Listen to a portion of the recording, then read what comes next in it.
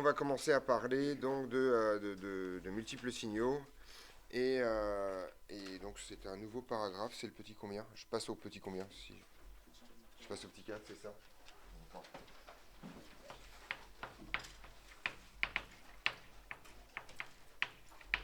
Déphasage. Alors en fait, c'est vachement bien, on va pouvoir aller assez vite parce qu'en fait, tous les concepts importants de ce paragraphe, on les a en fait déjà vus quand on a fait le paragraphe sur les signaux sinusoïdaux. Alors en fait, vous commencez à comprendre le lien, et je vais quand même faire un petit résumé de ce qu'on a vu hier. Vous vous souvenez, en fait, quand on était en électrocinétique, on a parlé essentiellement de signaux sinusoïdaux, d'accord? Et là, j'ai profité, mais largement, vous n'en êtes pas rendu compte, mais en fait, j'ai profité largement d'une confusion de noms entre S sortie et S signal, ce qui me permet grosso modo, et S sinusoïdal, ce qui me permet d'écrire à peu près S de T pour à peu près tout le même panier, d'accord? Tout simplement parce qu'en fait, donc pour vous, un signal sinusoïdal, c'est juste une fonction de T avec un sinus dedans. Le truc, c'est quand vous avez une onde, vous avez soit l'aspect onde, l'aspect perturbation, l'aspect signal, mais ça veut dire qu'à n'importe quel endroit de l'espace, vous avez un signal. Et l'intégralité des choses qu'on sait sur les signaux sinusoïdaux vont s'appliquer littéralement sur les signaux qu'on a là, c'est les mêmes, et qu'il n'y a aucun problème, c'est le même formalisme, etc., etc. Donc en fait, a priori, donc on va vraiment essentiellement s'intéresser ici à une onde, mais très rapidement, on va s'intéresser vraiment au point de vue signal, c'est-à-dire qu'est-ce qui se passe quand on se met à un endroit et qu'on met un détecteur, un capteur quelconque sur le sujet. Donc on repart sur ce truc-là, donc soit une onde décrite par donc S de X et de T. Donc vous commencez à voir ce jeu de notation permanent en fait. J'appelle ça S, mais c'est pas la même fonction S à chaque fois. Là c'est la fonction de l'onde, mais en fait quand je fixe X, en fait c'est avec la fonction du signal, etc., etc. Donc son amplitude SM, cosinus de oméga T moins. Alors, en fait d'ailleurs j'en prends. Non, il faut que j'en prenne deux en fait. On est d'accord? Faut que j'en prenne deux. Soit deux dans deux. Décrite par, voilà. Donc on est parti. J'ai S1, j'ai SM, donc j'ai S1M, cosinus de oméga T moins KX plus phi 1, d'accord, voilà. Et S2 de X et de T, S de M, cosinus de oméga T moins KX plus phi 2. Qu'est-ce que ces deux ondes ont en commun? Je ne l'ai pas écrit dans le texte, mais je vais le compléter. Ouais. La pulsation et donc le vecteur d'onde. Alors je dis donc le vecteur d'onde, si et seulement si, bien entendu, ces deux ondes sont de même nature et se propagent dans le même milieu. Donc à partir du moment où il y en a, si elles sont de même nature et que c'est le même milieu, si elles ont le même oméga, ça signifie qu'elles auront le même K puisqu'elles ont le même C. D'accord? Donc en fait, de même nature et de même oméga et K. Voilà, on va essayer de... Donc l'idée est la suivante. Donc, par contre, elles n'ont pas forcément la même amplitude, elles n'ont pas forcément le même déphasage à l'origine. Alors, ces deux ondes peuvent venir de plein d'endroits différents. C'est pas très important, mais on est parti. Alors, en fait, ce que je vais faire, c'est que si on se place... En fait, je sais pas ce que je suis en train de faire. Non, je fais n'importe quoi, en fait. Attendez. Qu'est-ce que je fais? Non, je suis désolé. Non, pardon. Je recule. Je fais n'importe quoi ce matin. Faut que je me réveille. Je reviens à une onde. J'ai besoin d'une seule, en fait. C'est pas... Je me suis embrouillé tout seul. Donc, vous pouvez enlever tous les petits 1 et le phi ici, voilà. Et donc il n'y a qu'une onde. Je suis désolé, je fais un CTRL Z. Voilà. Voilà. Donc vous pouvez enlever tout ça. Je me suis trompé de paragraphe.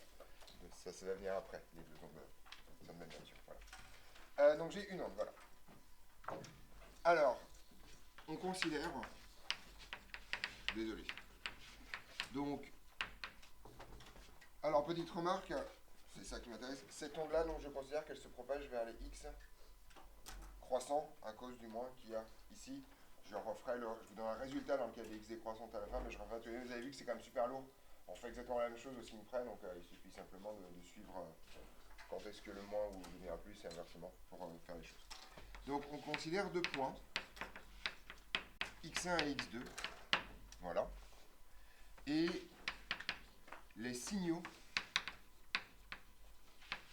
en ces points. C'est là où il y en a deux qui arrivent. Donc grosso modo, vous avez une seule onde, Et comme vous vous placez en deux points différents, vous avez a priori deux signaux différents si x1 et x2 sont différents. Donc, le premier signal, c'est là où je vais l'appeler S1 de t. Et là, vous voyez que c'est un signal, donc ça ne prend plus que du temps. Comment je fais pour trouver l'expression de ce signal? Ouais.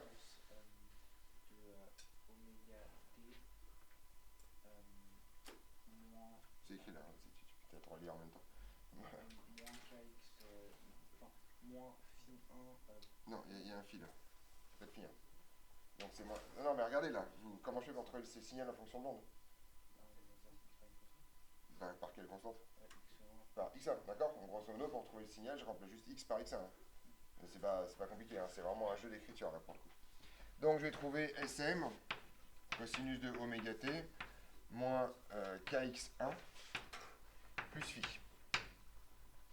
Et ça, c'est un jeu qu'on a déjà fait hier. En fait, vous vous rendez compte, c'est bien un signal sinusoïdal de pulsation oméga, et dans le déphasage vaut toute cette espèce de bloc qui vaut phi moins kx1. Et je peux faire la même chose avec S2 de t, c'est pas très compliqué, il suffit simplement que je réécrive littéralement la même chose, mais au lieu d'avoir x1, je vais avoir x2. D'accord? Donc ça, c'est SM, cosinus de oméga t moins k x2 plus phi. Donc, vous avez vos deux capteurs là, on suppose que vous pouvez comparer les deux simultanément, d'accord? Et l'idée est la chose suivante, ça va vous raconter en fait le déphasage entre ces deux signaux. Et le déphasage entre les deux signaux, ça va tout simplement être, enfin si je fais phi 2 moins phi 1, ça va tout, assieds-toi je t'en prie, ça va tout simplement être la différence entre la phase du signal 2 et la phase du signal 1. D'accord? Donc ça c'est le résultat auquel je voulais arriver. On est parti. Le déphasage entre ces deux signaux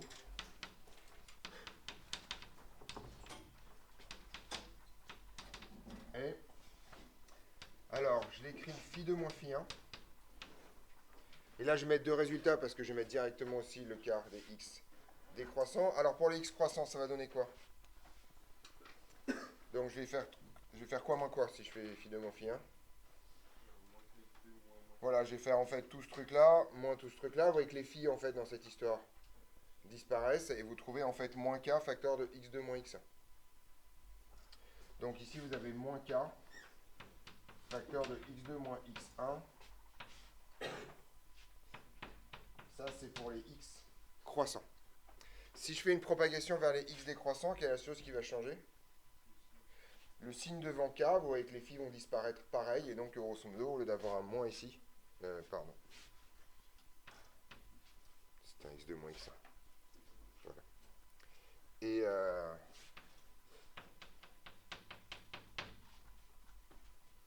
j'ai vu le regard dubitatif de Inès qui a fait cette histoire-là. Voilà. Et donc pour les x décroissants, ça va tout simplement être k facteur de x2 moins x1. Sans aucune forme de problème. Okay. Et ça, en fait, ça va vous donner un certain nombre un nombre de petits résultats assez sympas. Parce qu'en fait, vous allez avoir des conditions assez rapides pour que ces deux signaux soient en phase. Donc, encore une fois, ces deux signaux qui sont issus d'une même onde. D'accord? Et donc, a priori, à quelles conditions ces deux signaux sont en phase? Les conséquences, ces deux signaux sont en phase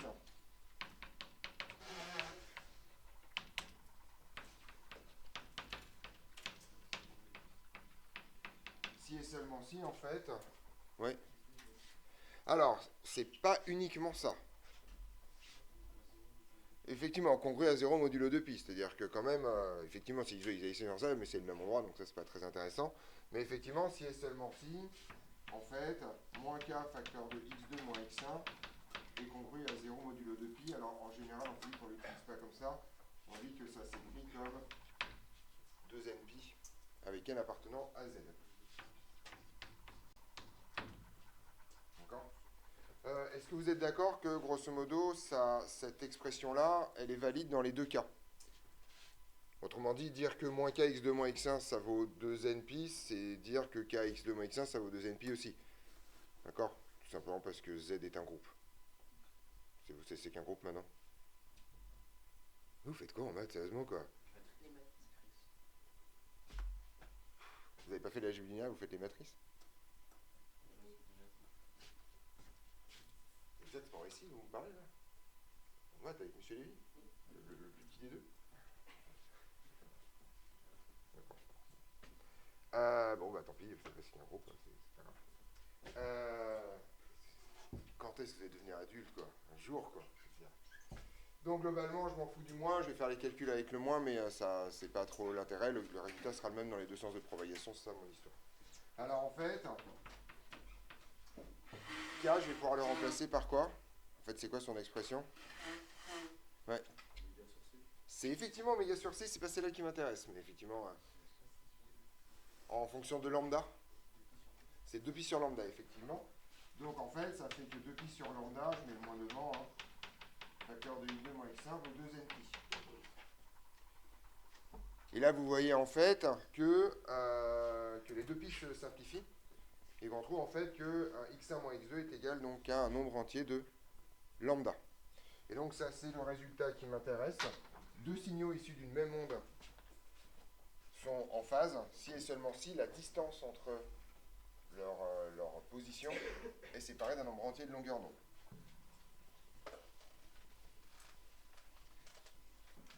Donc,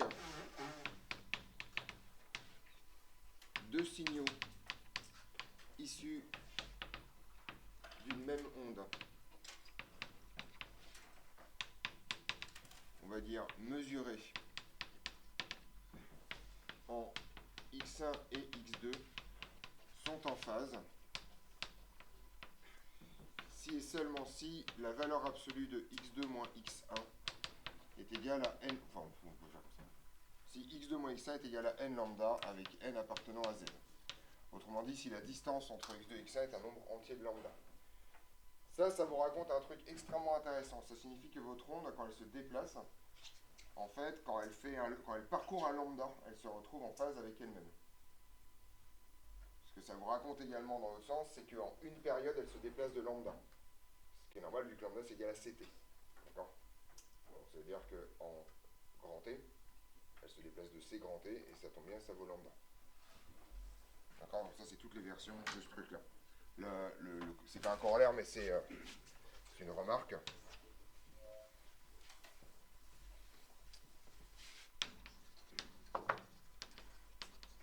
C'est une remarque. Ceci est dû au fait que l'onde, durant grand T, se déplace de lambda.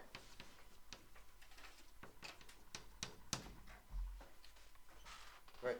Excusez-moi, en fait, quand on dit lambda, la longueur d'onde, c'est littéralement d'un point à un point, ça fait combien de temps à la... Bah, il y a plusieurs façons de voir la longueur d'onde. Tu peux, alors, voir la longueur d'onde, c'est justement deux façons.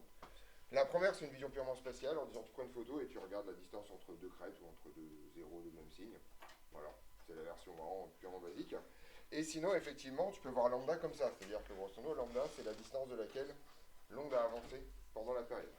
Ce que je me dis, l'onde, si elle fait ça, elle ne parcourt pas juste la distance entre deux points, en fait. Alors, l'onde, c'est pas. Faut pas confondre les choses. L'onde, c'est l'information qui se déplace, ça n'a rien à voir avec le déplacement vertical. J'ai eu la conversation hier. Grosso modo, il faut pas confondre la différence entre le déplacement ou la variation de la grandeur physique S, qui par exemple pour une vague est le déplacement vertical, et le fait que tu as une information sur ce déplacement qui se déplace. Ce qui se déplace là, ce dont on parle là, c'est le déplacement de l'information. Il n'y a pas de matière qui se déplace en l'occurrence. D'accord? Petite remarque, vous allez voir l'année prochaine, et c'est important pour vous parce que vous à un moment donné, Madame Bourrez va vous la faire probablement, mais si vous faites le calcul comme ça, vous allez finir par trouver, enfin dans des milieux dispersifs, on trouve des vitesses plus grandes que la vitesse de la lumière. La vitesse de phase, a priori, ça peut être au-delà de c. La vitesse de groupe A, qui est le déplacement de l'énergie, est forcément plus petite que c. Le produit des deux vaut c carré. Et donc, il faut bien comprendre que là, ce qui se déplace, c'est simplement le truc de dire, ok, c'est en train de bouger quelque part. D'accord? Donc, c'est une vision un peu... le mot déplacement est un très mauvais mot, de ce point de vue-là. D'accord? En gros, la vitesse de phase, ça te dit en combien de temps tu retombes sur un deuxième pic, tu vois, globalement. Mais ça, une fois que l'onde elle est établie, bien installée, tout ce que tu veux, c'est une vitesse très. C'est un gros artefact, globalement. D'accord. C'est pas une vitesse de propagation de quelque chose, ni de matériel, ni d'énergétique, en l'occurrence. D'accord. Donc là, encore une fois, quand on parle de déplacement de l'onde, il faut comparer vraiment le fait que tout se passe comme si tu avais une information qui se propageait. Le mot se propager est plus important d'ailleurs que le déplacer. Pendant que, éventuellement, quelque chose se déplace dans un sens ou que tu as une grandeur qui varie comme ça. Mais ces deux trucs-là se voient pas a priori. C'est pas le même déplacement. C'est pour ça que c'est pas une vraie vitesse au sens mécanique du terme. Tu peux pas dire que la vitesse totale, c'est la racine carrée de la vitesse de l'onde dans ce sens-là, plus la vitesse de déplacement dans l'autre sens. Ça marche pas du tout. C'est pas les mêmes grandeurs. D'accord. Ah, c'est vraiment important à piger ça. Encore une fois, comme je vous l'ai dit hier, quand vous dites par exemple que le son se déplace à la vitesse du son, c'est pas l'air qui se déplace à la vitesse du son. À aucun moment vous balancez des particules d'air à 340 mètres secondes dans la pièce. D'accord. Même si l'analogie d'un truc qui se déplace comme ça marche bien. D'accord. Mais il faut bien comprendre que c'est pas une vraie vitesse physique. On est d'accord sur cette histoire-là? Oui, je t'écoute. Mais du coup, comment est-ce que ça se fait que s'il y a entre guillemets pas de matière enfin, qu'il y a pas de matière qui se déplace, comment ça se fait que du coup nos oreilles arrivent à recevoir quelque chose? Ah, parce que tes oreilles elles reçoivent la compression. Et c'est ce que tu mesures, en fait, en gros, c'est un peu comme quand tu secoues une corde, si tu veux. Vous avez déjà fait ça, je suppose, vous prenez une corde et vous la secouez, vous voyez qu'à un moment donné, elle bouge, mais la corde, elle s'est pas déplacée en tant qu'elle tourne dans votre main. D'accord. Donc vous voyez bien qu'il y a un truc qui a avancé, mais que la corde, elle, en tant que telle, elle n'a pas avancé. C'est juste le fait que, grosso modo, tes particules étant plus ou moins attachées les unes aux autres, elles vont s'informer de proche en proche que ça marche. Donc quand on dit que le son se propage à 340 mètres secondes, c'est juste que le temps que les molécules parlent à leur voisine, ça se déplace. Et après, t'as pas un déplacement, enfin si, t'as un déplacement, mais ce déplacement il est sinusoïdal, ça fait en moyenne de 0. Quand c'est un déplacement de compression et de dilatation. C'est ça l'idée. Il n'y a pas de... Le déplacement comme ça, en tout cas, c'est pas ça le déplacement de l'air. Il y a un déplacement de l'air qui est un déplacement de ça, enfin, de vitesse, enfin voilà, mais c'est vraiment beaucoup plus faible en termes de vitesse. On est d'accord là-dessus? C'est bon? Voilà. Donc on peut avoir ensuite les mêmes résultats sans aucune forme de problème pour que les signaux soient en opposition de phase. De même, on est parti, donc là on va le deviner nous-mêmes. Hein. Ils sont en opposition si et seulement si x2 moins x1 est égal à quoi? Alors lambda plus 8 ne sera pas très homogène, mais c'est un peu l'idée en fait. Ce sera effectivement L lambda plus une demi-longueur d'onde, globalement, plus une demi-période. Donc ça fait effectivement n plus 1,5 de lambda, c'est-à-dire en fait un demi-entier, un demi-entier de période. Genre, donc si vous êtes un nombre entier de période, vous êtes en phase. Si vous êtes un demi-entier de période, vous êtes en opposition de phase. Je t'écoute. J'ai juste pas très bien compris la différence entre la vitesse et la célérité. La célérité, c'est la propagation de l'onde. On dit vitesse en général par confusion dans ce contexte-là, mais la célérité, c'est la propagation d'une onde. La matière ne se déplace pas. D'accord? Oui. Ça vient de là, ce qu'on avait entendu là, les formules des ondes destructrices, ondes. Juste après. Mais pour l'instant, il n'y a qu'une onde qu'on regarde en des endroits différents. Les interférences destructrices, c'est deux ondes distinctes de même nature qu'on va regarder au même endroit. Et donc, ils vont avoir des déphasages différents. Mais t'inquiète pas que oui, ça va. Tout tourne un peu autour du même pot quand même, globalement. Oui. Quand vous dites même nature, ça veut dire quoi exactement? Même nature, ça veut dire que par exemple, si tu prends une onde lumineuse et une onde sonore, elles ne se voient pas. En fait, alors ça c'est extrêmement étonnant. En fait, on l'a vu un peu. Il y a formellement, si tu décris une onde, deux ondes de nature différente ne se voient pas. Enfin, tu peux avoir des phénomènes de couplage, d'accord? C'est vrai que ça fait de l'optoélectronique sur des conneries, mais globalement, c'est vraiment dans des cas très particuliers où tu changes le milieu de propagation d'une autre onde via une onde. Et donc en fait, c'est pas que les deux ondes se voient, c'est juste qu'une onde change le milieu, l'autre onde voit son milieu, ce milieu change, donc là tu as des couplages. Mais sinon, les deux ondes comme ça, qui n'influent pas sur le milieu neutre, ne se voient pas. Et encore plus fort, et ça c'est pas du tout évident, deux ondes de même nature mais de fréquences différentes ne se voient pas. Autrement dit, à l'arrivée, tu auras juste l'une plus l'autre et il n'y aura vraiment absolument rien entre les deux. Ça, c'est beaucoup plus compliqué. Et en fait, si vous vous souvenez, on l'a vu avec l'énergie, quand on met des composantes de fréquences différentes, la valeur moyenne du couplage entre les deux fait 0. Et donc énergétiquement, ça ne se passe rien, quoi. Donc ça, c'est très particulier. Donc c'est pour ça que les interférences, c'est dur à faire, par ailleurs. D'accord, à plein d'égards. C'est très bien que si vous prenez deux lampes, vous n'avez pas des interférences, enfin, vous n'avez pas des endroits à la pièce où vous faites « Ah merde, là il va faire plus sombre que d'autres, faut que je calcule mon truc », enfin, ça se passe pas comme ça. D'accord. Donc on va regarder les conditions, vous verrez beaucoup plus ça l'année prochaine, par ailleurs. On est bon, et j'ai mon dernier truc à faire sur le sujet. Et ça, c'est extrêmement important, c'est un peu le seul résultat important de ce cours, peu de choses près, enfin, de ce grand paragraphe-là. Alors, de manière générale,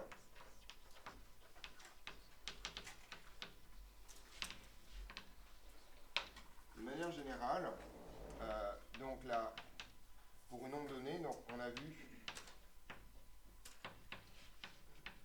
que donc phi en un point x1 moins phi en un point phi2 moins phi1, je vais l'écrire comme ça, c'était égal à, si vous vous souvenez, à moins k facteur de x2 moins x1 pour les x croissants et k facteur de x2 moins x1 pour les x décroissants. Vous vous souvenez de cette formule, c'est celle que je viens d'effacer.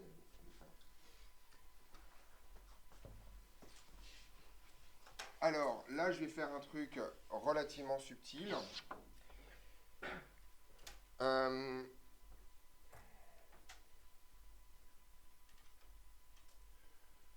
Ok, je vais y arriver. Vous allez voir le truc. Donc, pour les x croissants, si x2 est plus grand que x1, d'accord, ça signifie que l'onde va atteindre x2 après x1. On est d'accord? Puisque vous vous propagez vers les x croissants, donc si x2 est plus grand que x1, vous allez d'abord toucher x1 et ensuite x2. D'accord? Un point particulier, donc c'est ça. Si x2 égale x1, alors l'onde atteint x2 après x1. D'accord? Voilà. Après x1. Et la distance qu'elle parcourt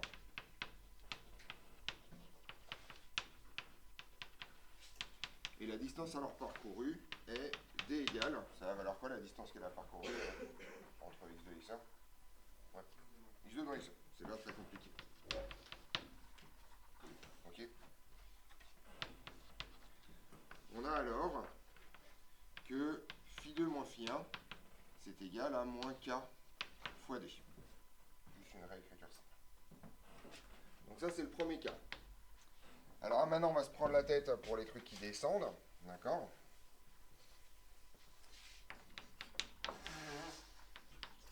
Pour les x décroissants, en fait, je vais essayer de... Alors, il y a plusieurs façons de voir le même problème. Je vais faire la même chose. À quelles conditions... En fait, disons, à quelles conditions sur x2 et x1, x2 est bien atteint après?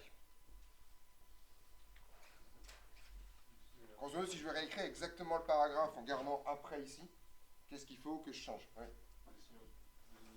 Il faut effectivement que je change le sens de l'inégalité. Il faut que x2 soit plus petit que x1. Pour les x décroissants, si x2 est plus petit que x1, alors l'onde atteint x2 après x1, vous voyez, là je recopie littéralement, après x1, et la distance parcourue vaut quoi?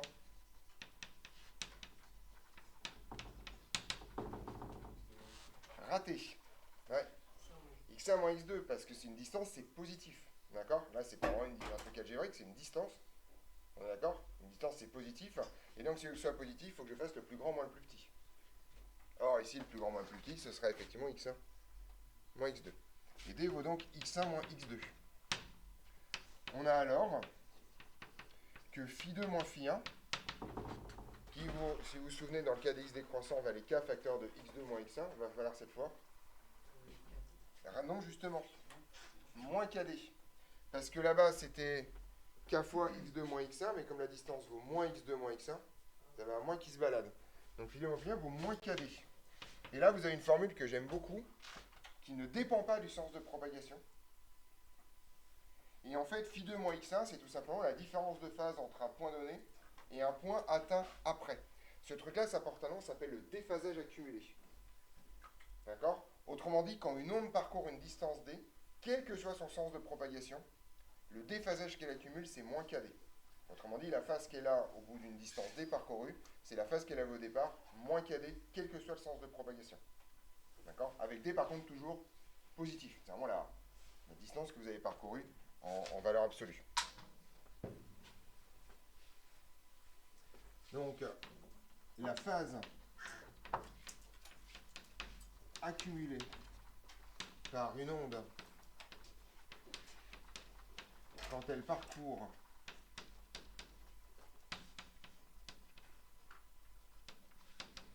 une distance d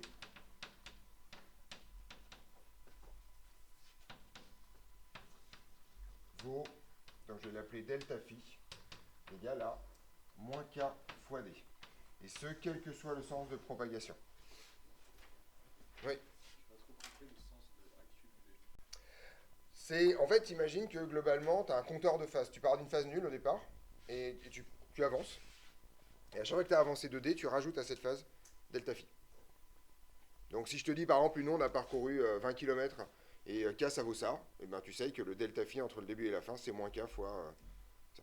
En fait, le moins raconte juste que globalement, quoi qu'il arrive, elle va être en retard. Enfin, elle va arriver après le truc qui avait au départ.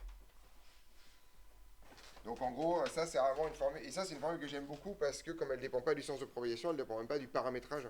Il n'y a plus de x, il n'y a plus rien, c'est vraiment deux facteurs physiques qui sont k et d, avec un magnifique moins devant qui te raconte juste que globalement, entre un point donné et un autre point, bah, il y a juste le temps de parcours, quoi.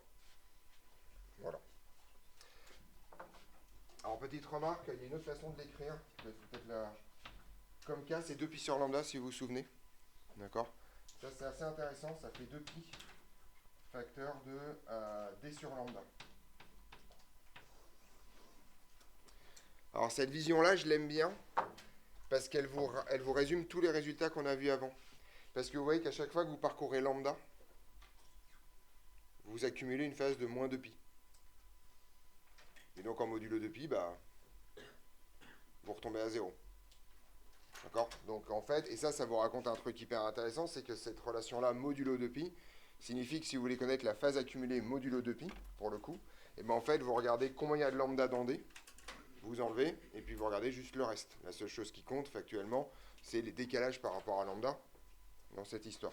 Donc c'est une formule très féconde de ce point de vue-là. Je l'aime bien. Ok, parce que ça serait du paramétrage, je suppose, enfin, surtout pour... si vous avez un peu recopié ou relu votre cours d'hier, la disjonction de cas permanente, elle est chiante, quoi, globalement. Ouais. Vous avez parlé au moment de retard, que l'on était en retard, mais par rapport à... Par rapport à là où il était au départ. Alors quand on dit en retard, ça signifie tout simplement que le même événement se produira après. C'est ça, là, dans cette histoire-là. Et là, pour le coup, il n'y a pas besoin d'avoir fait une préva pour ça. C'est-à-dire que si tu as un truc qui part à un endroit donné, bah, tu sais que son arrivée à un autre endroit plus loin, ça va se faire après. Parce que voilà quoi. Enfin, voilà. Tu sais très bien que si tu pars à 10h de Paris en train, tu ne vas pas arriver avant 10h, où que ce soit, dans le même train. Voilà. Ça va être en retard. C'est juste ça va se passer après, globalement. Et c'est le sens de ce signe moins. Donc cette histoire, quoi qu'il arrive, tu vas avoir quelque chose qui va être négatif dans ta phase. On est d'accord là-dessus? C'est bon? Superbe. Grand 2, si je ne me trompe pas.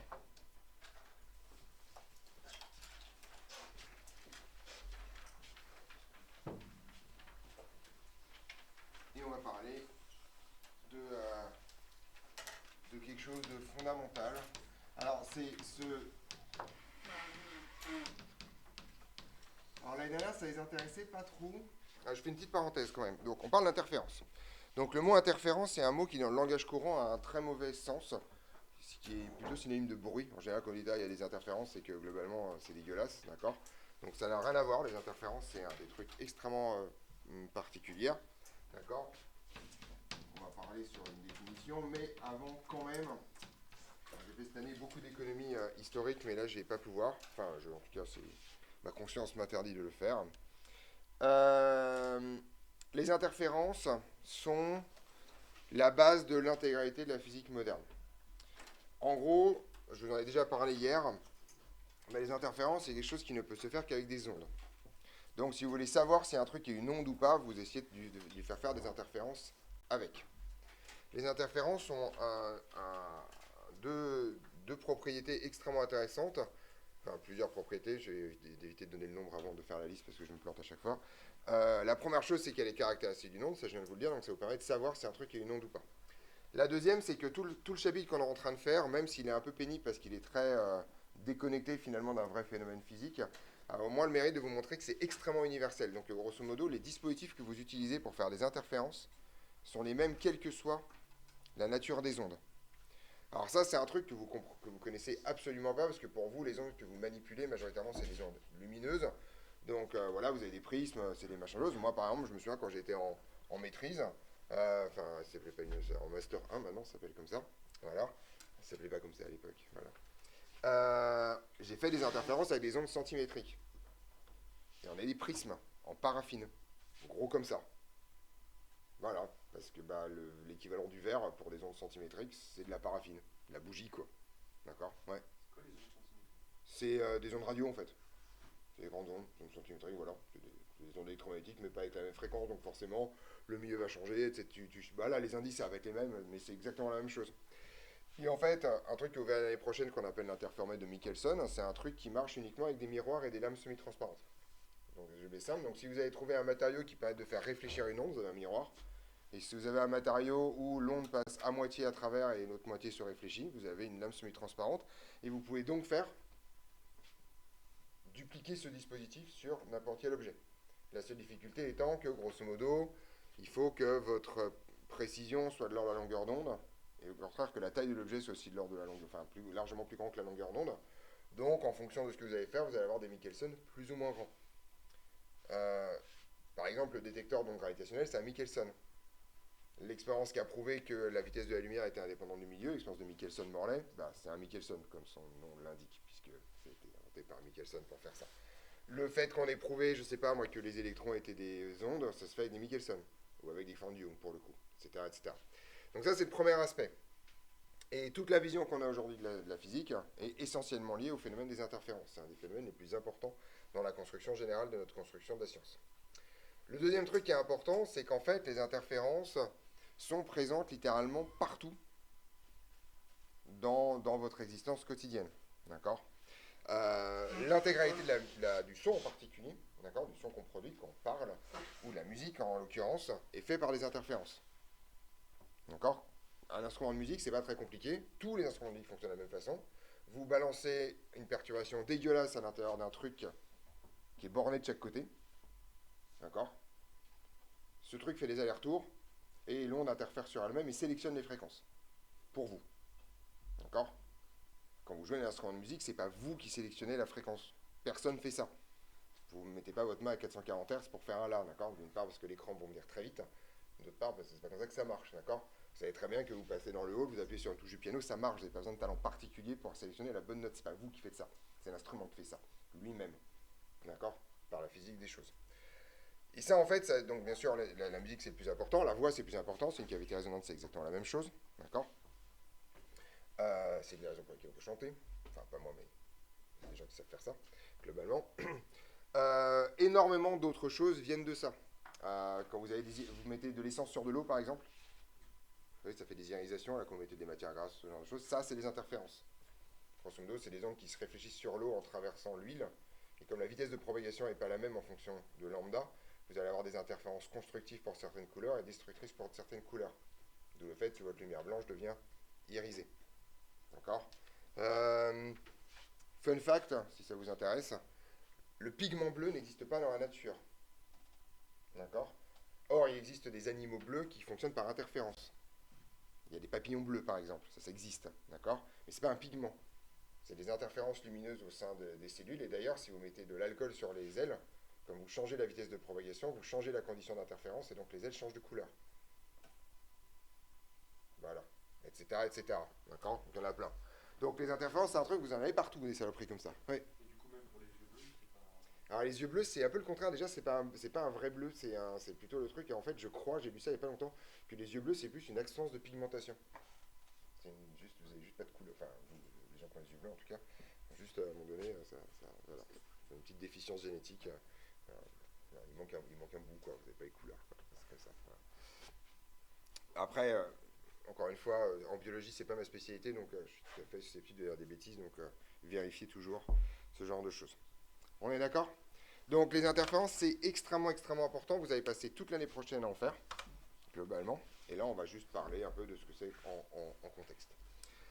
Alors, la définition des interférences, c'est extrêmement simple. En fait, ça a l'air d'être un phénomène extrêmement compliqué, mais pour le coup, dans sa définition, c'est trivial. On appelle interférence le fait que deux ondes de même nature, de même fréquence, se rencontrent au même point. C'est ça des interférences. Waouh, d'accord? C'est pas fou. Voilà. On appelle phénomène d'interférence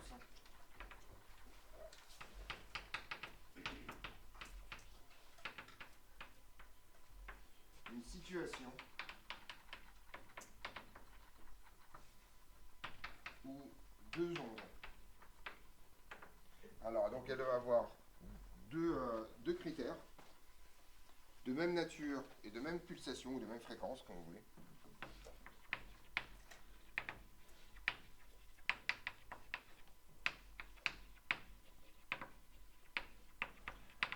De même fréquence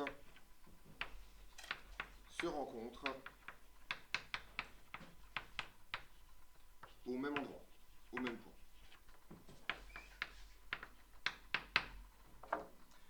D'où le fait que dans tous les exemples que je vous ai donnés, en fait, en général, on ne prend pas deux ondes, mais on prend la même onde qu'on se débrouille pour séparer en deux et pour se refaire faire bisous après. D'accord? Donc, le principe, faire des interférences, c'est extrêmement souvent prendre une onde, la faire se réfléchir à côté, la faire revenir sur elle-même, et donc elle se rencontre naturellement. Voilà, et donc vous avez bien sûr deux ondes de la même nature, vu que c'est la même, de même fréquence, vu que c'est la même. D'accord? C'est la façon la plus simple de fabriquer des interférences. On est au clair là-dessus? Voilà. Donc, c'est la définition. Il n'y a strictement rien d'autre. Et donc, on va passer à la formule d'interférence qui est extrêmement importante. Voilà. Donc, relation de base.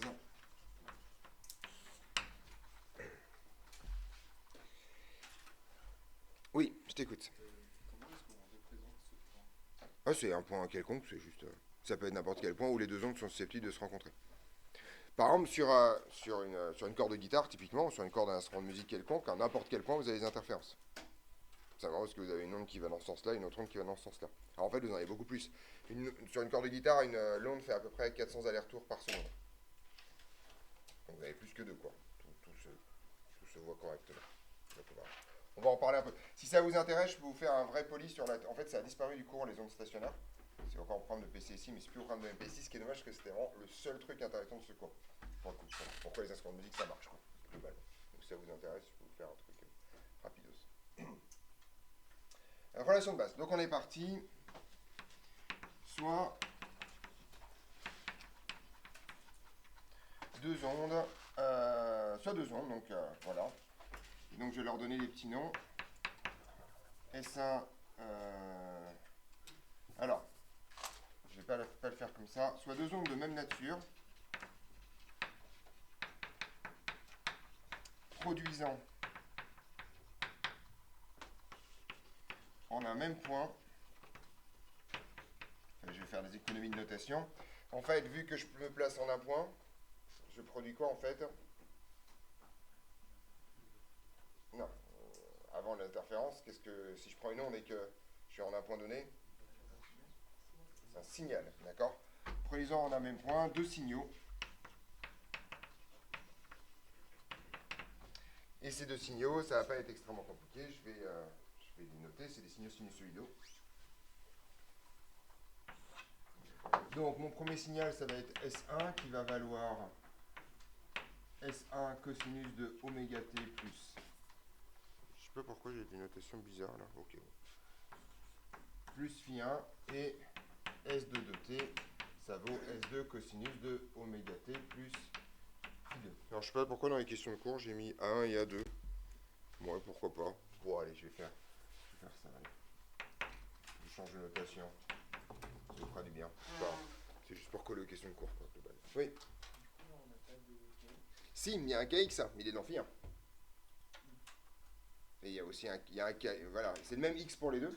Donc elles ont des phases éventuellement différentes, ça vous savez pas d'où elles sont parties, d'où elles viennent, mais grosso modo tout est caché dans le phi. Donc grosso modo, j'économise tout l'aspect onde en me disant, puisque de toute façon je suis en un même point donné, bah, je m'en fous un peu, vu que globalement c'est phi infini qui se passe.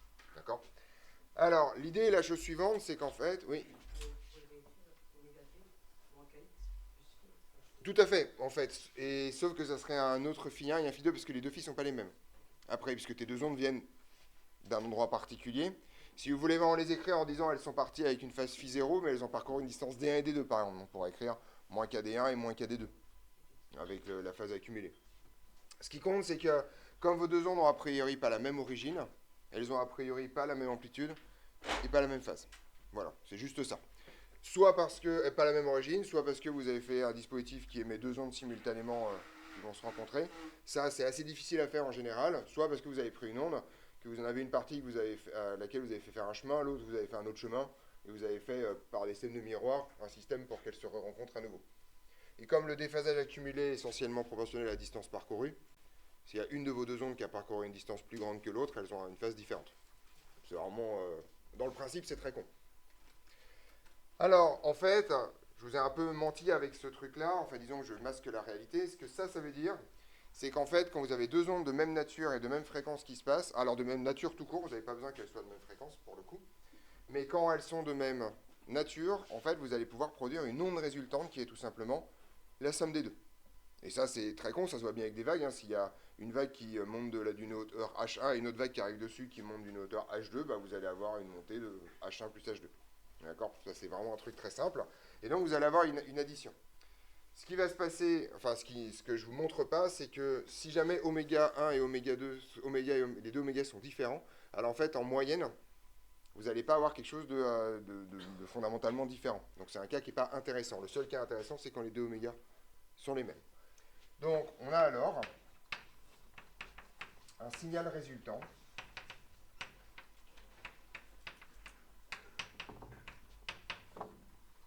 Et ce signal résultant, je vais l'appeler S de t, hein, tout bêtement. Et S de t vaut tout simplement eh bien, A1 cosinus de oméga t plus phi 1 plus A2 cosinus de oméga t plus phi 2. On est d'accord là-dessus? Ce qui m'intéresse moi dans cette histoire, c'est de trouver l'amplitude résultante. D'accord? Voilà. C'est ça que je veux.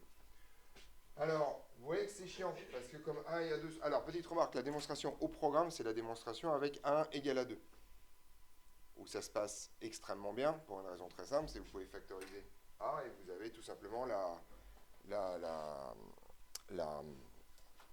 formule cosinus A plus cosinus B qui va venir jouer. Moi, je ne vous considère pas comme des débiles, donc on va faire la démo complète, d'accord? Et je vous écrirai tout à la fin, si vous voulez, la démonstration avec les deux amplitudes égales. Okay, pour qu'on ait la vraie formule à la fin qu'on appelle la formule de Fresnel. Enfin, presque la formule de Fresnel. Donc, on est parti. Donc, vous voyez que là, on est très embêté parce qu'on n'a pas de factorisation simple possible. Les deux amplitudes ne sont pas les mêmes. Les cosinus sont a priori pas les mêmes. D'accord? Et donc là, on va devoir se battre un peu avec de la trigo. Mais oui. Je sais pas, mais M. Claire, ouais, il avait fait un truc que je sais pas, utilisé par racine de 1 plus A2. Ouais, il y a un truc bourrin comme ça à faire. Ouais, moi, j'aime pas trop la. Enfin, j'aime pas on va la faire un peu mieux que ça, mais ça va revenir à ça, t'inquiète pas. En fait, M. Claire, il a dit je factorise racine de 1 carré plus A2 carré parce que grosso modo, je sais que l'amplitude résultante, ça va ressembler vagos à ça. Et mais il faut que les phi soient les mêmes quand même, hein, pour que ça marche ça. Sinon, il y a un autre truc. Et après, il dit mais en fait, ce truc-là, ça va être cosinus phi, ce truc-là, ça va être sinus phi, parce que c'est plus petit que 1. Et la somme des deux carrés vaut ça, et donc je me débrouille. Ça, c'est la version. Il n'y a pas besoin. Vous avez les théorèmes pour. Voilà, je vais vous montrer. Bah, voilà, je vais le faire. Donc, le principe, c'est que je vais essayer de me ramener à un truc factorisable. Le truc factorisable, c'est pas très compliqué. En fait, je vais développer ça très brutalement. D'accord? Alors, ce que je vais faire avant. Ouais, je vais faire comme ça. C'est pareil. Parce que je me suis mal préparé. Bon, c'est pas gênant. Donc, je vais juste développer comme une brute mes deux cosinus. D'accord? Pour avoir un truc en cosinus et un truc en sinus. On est parti. Donc ça, c'est égal à 1, cosinus, alors facteur 2, cosinus oméga t, cosinus phi 1, moins sinus oméga t, sinus phi 1. On est d'accord avec ça? Je sais pas pourquoi je mets des parenthèses partout là aujourd'hui. On est au clair avec ça, c'est juste des formules de cos A plus B. Et je vais avoir plus A2, facteur d'essentiellement la même chose, cosinus oméga t, cosinus phi 2, moins sinus oméga t, sinus phi 2. Est-ce qu'on est au clair sur le sujet? Et là, en fait, ce que je vais pouvoir faire, c'est regrouper les termes en cos oméga t et regrouper les termes en sin oméga t. Donc c'est juste une réécriture du problème. Donc à partir de ce moment-là, S de t, ça va être égal. Alors, en cos oméga t, je vais avoir quoi comme terme? Ouais. Ah, pas tout à fait quand même. Il y a des bêtes là. A1 cos phi 1 plus A2 cos phi 2, effectivement. Ouais, voilà. A1 cos phi 1 plus A2 cos phi 2, le tout facteur de cos oméga t. Et je vais avoir un moins A1 sin phi 1 plus A2 sin phi 2, facteur de sinus oméga t. On est d'accord sur le sujet? Et alors là, c'est terminé parce qu'en fait, vous savez, d'après votre cours de maths et d'après votre cours de physique du premier semestre, que si vous avez un signal qui s'écrit comme ça, alors c'est un signal sinusoïdal dont l'amplitude vaut racine carrée de ça au carré plus ça au carré. On a vu ça ensemble. C'est dans votre cours sur les fonctions sinusoïdales. D'accord? Oui, tu te souviens?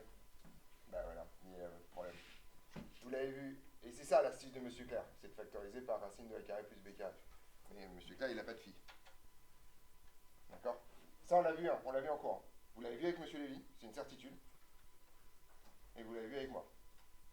Si vous avez une forme en a cos oméga t plus b sin oméga t, c'est l'équivalence entre la forme a cos oméga t, enfin x cos oméga t plus phi, et la forme a cos oméga t plus b sin oméga t. Ça, voilà. Donc, je vous le refais pas. Il est dans vos courses, il est dans votre cahier de maths sur les fonctions sinusoïdales. D'accord? Ceci est un signal sinusoïdal.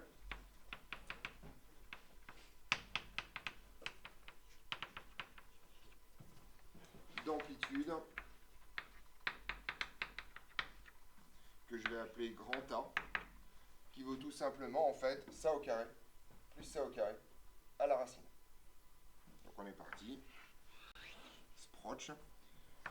Donc A1 cos phi 1 plus A2 cos phi 2 au carré plus A1 sin phi 1 plus A2 sin phi 2 au carré. Petite remarque, c'est la formule du module d'un complexe. Hein. C'est la même chose que la partie réelle et la partie imaginaire. Bien sûr, je n'ai pas les autres informations. Je rappelle que la phase est donnée par tangente phi, égale grosso modo ça divisé par ça. D'accord? Mais bon, ça se passe plutôt bien. Alors, on a presque fini. Si je suis désolé, c'est un peu long parce que je me suis mal préparé en général pour faire ce calcul. On choisit le régime des temps pour que phi 1 soit nul et que phi 2 ce soit tout simplement le déphasage, mais c'est pas grave, on va s'en sortir. Donc on y va. Soit A égale, alors j'ai toujours ma grande racine là qui se promène, et on va commencer à faire du travail d'adulte. Je développe ça, d'accord? Je vais développer les carrés. Pourquoi alors je vous rappelle qu'on ne développe jamais si on n'a pas une bonne raison de le faire. C'est quoi à votre avis la bonne raison de le faire? Qu'est-ce qu'on espère là? Ouais. Avoir du cosinus et du sinus. Ouais, parce que quand on a des cos et des sines au carré, on aime ça, parce qu'on sait que c'est susceptible de dézinguer. Alors regardez ce qui va se passer quand je vais développer. Ok? Donc à chaque fois j'ai une forme en A plus B au carré, d'accord? Donc là c'est l'identité remarquable primitive. Donc je vais avoir ça au carré, je vais avoir ça au carré, et je vais avoir le double produit, d'accord? De chaque côté. Ça me donne A1 carré cos carré phi 1. Et là ici j'ai A1 carré sin carré phi 1. Donc ça donne tout simplement A1 carré. Même punition avec les deux carrés, donc en fait mes deux termes au carré vont me donner, moi je vais, ouais. Ça va me donner 1 carré, je vais l'écrire quand même, histoire qu'on fasse ça proprement. Donc là je vais avoir 1 carré cos carré phi 1, plus A2 carré cos carré phi 2, plus, et là le double produit ça va donner quoi? 2 1, phi 1 phi 2, d'accord? Donc plus 2, 1 à 2, cosinus phi 1 phi 2, cosinus phi 1 cosinus phi 2, d'accord? Voilà. Plus en fait la même chose en dessous, a2 carré cos carré phi 2 plus a, je dis n'importe, ah non, c'est a1 carré sinus carré phi 1 plus a2 carré sinus carré phi 2 plus 2a1 a2 sinus phi 1 sinus phi 2. Je suis désolé, mon plus est mal foutu, mais c'est à la suite de la racine, d'accord? Et c'est là où on va voir les simplifications diverses et variées. Ce terme-là et ce terme-là donnent a1 carré. Ce terme-là plus ce terme-là donne a2 carré. C'est magique. Et ce terme-là plus ce terme-là donne un truc pas si sympa que ça. Mais déjà, je peux factoriser 2 à 1 à 2, on est d'accord? Ouais. Ouais, Samy.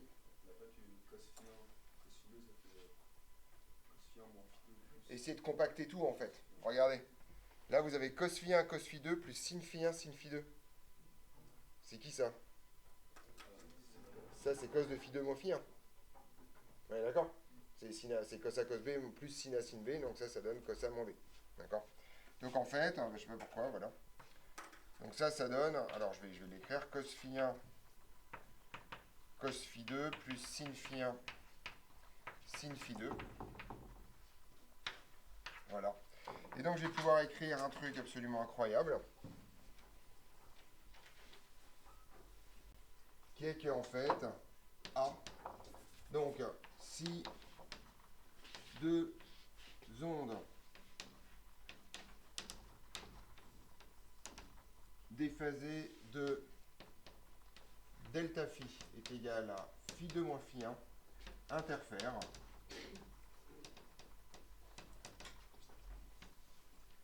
alors l'amplitude résultante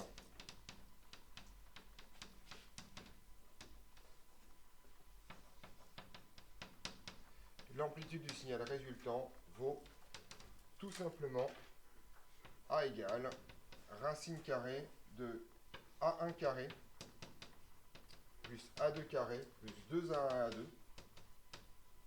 cosinus de delta phi.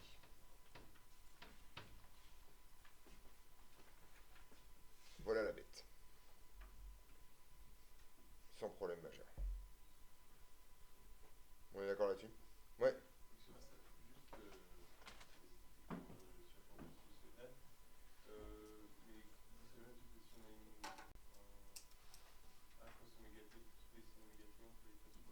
Oui, vous avez un cours sur les fonctions. Enfin, quand même, vous avez un cours sur les sinus sinusoïdes quand même un jour. Enfin, franchement, cette formule-là, elle est écrite dans votre carnet de maths sur les sinus sinusoïdes. Mais évidemment qu'on l'a démontré. Arrêtez de penser qu'on a fait des claquettes pendant tout le premier semestre, quoi. Ah, mais lié, hein, Enfin, vous pouvez vérifier, hein. Mais la démonstration, elle est hyper simple. Tu pars de la forme finale, de x cos oméga t plus 8, et tu développes. Et par identification, tu as x cos phi qui est égal à A1, et x sin phi qui est égal à A2, donc A au carré plus A2 au carré est égal à x carré. Ça se fait de tête. Mais elle y est, cette démo. Soit dans votre carnet, je crois qu'on a le truc sur les sinus, on l'a fait en carnet de maths, si je ne me trompe pas. Donc voilà, c'est dedans. Et je suis sûr que vous l'avez fait avec M. Lévy. En tout cas, M. Lévy le fait systématiquement.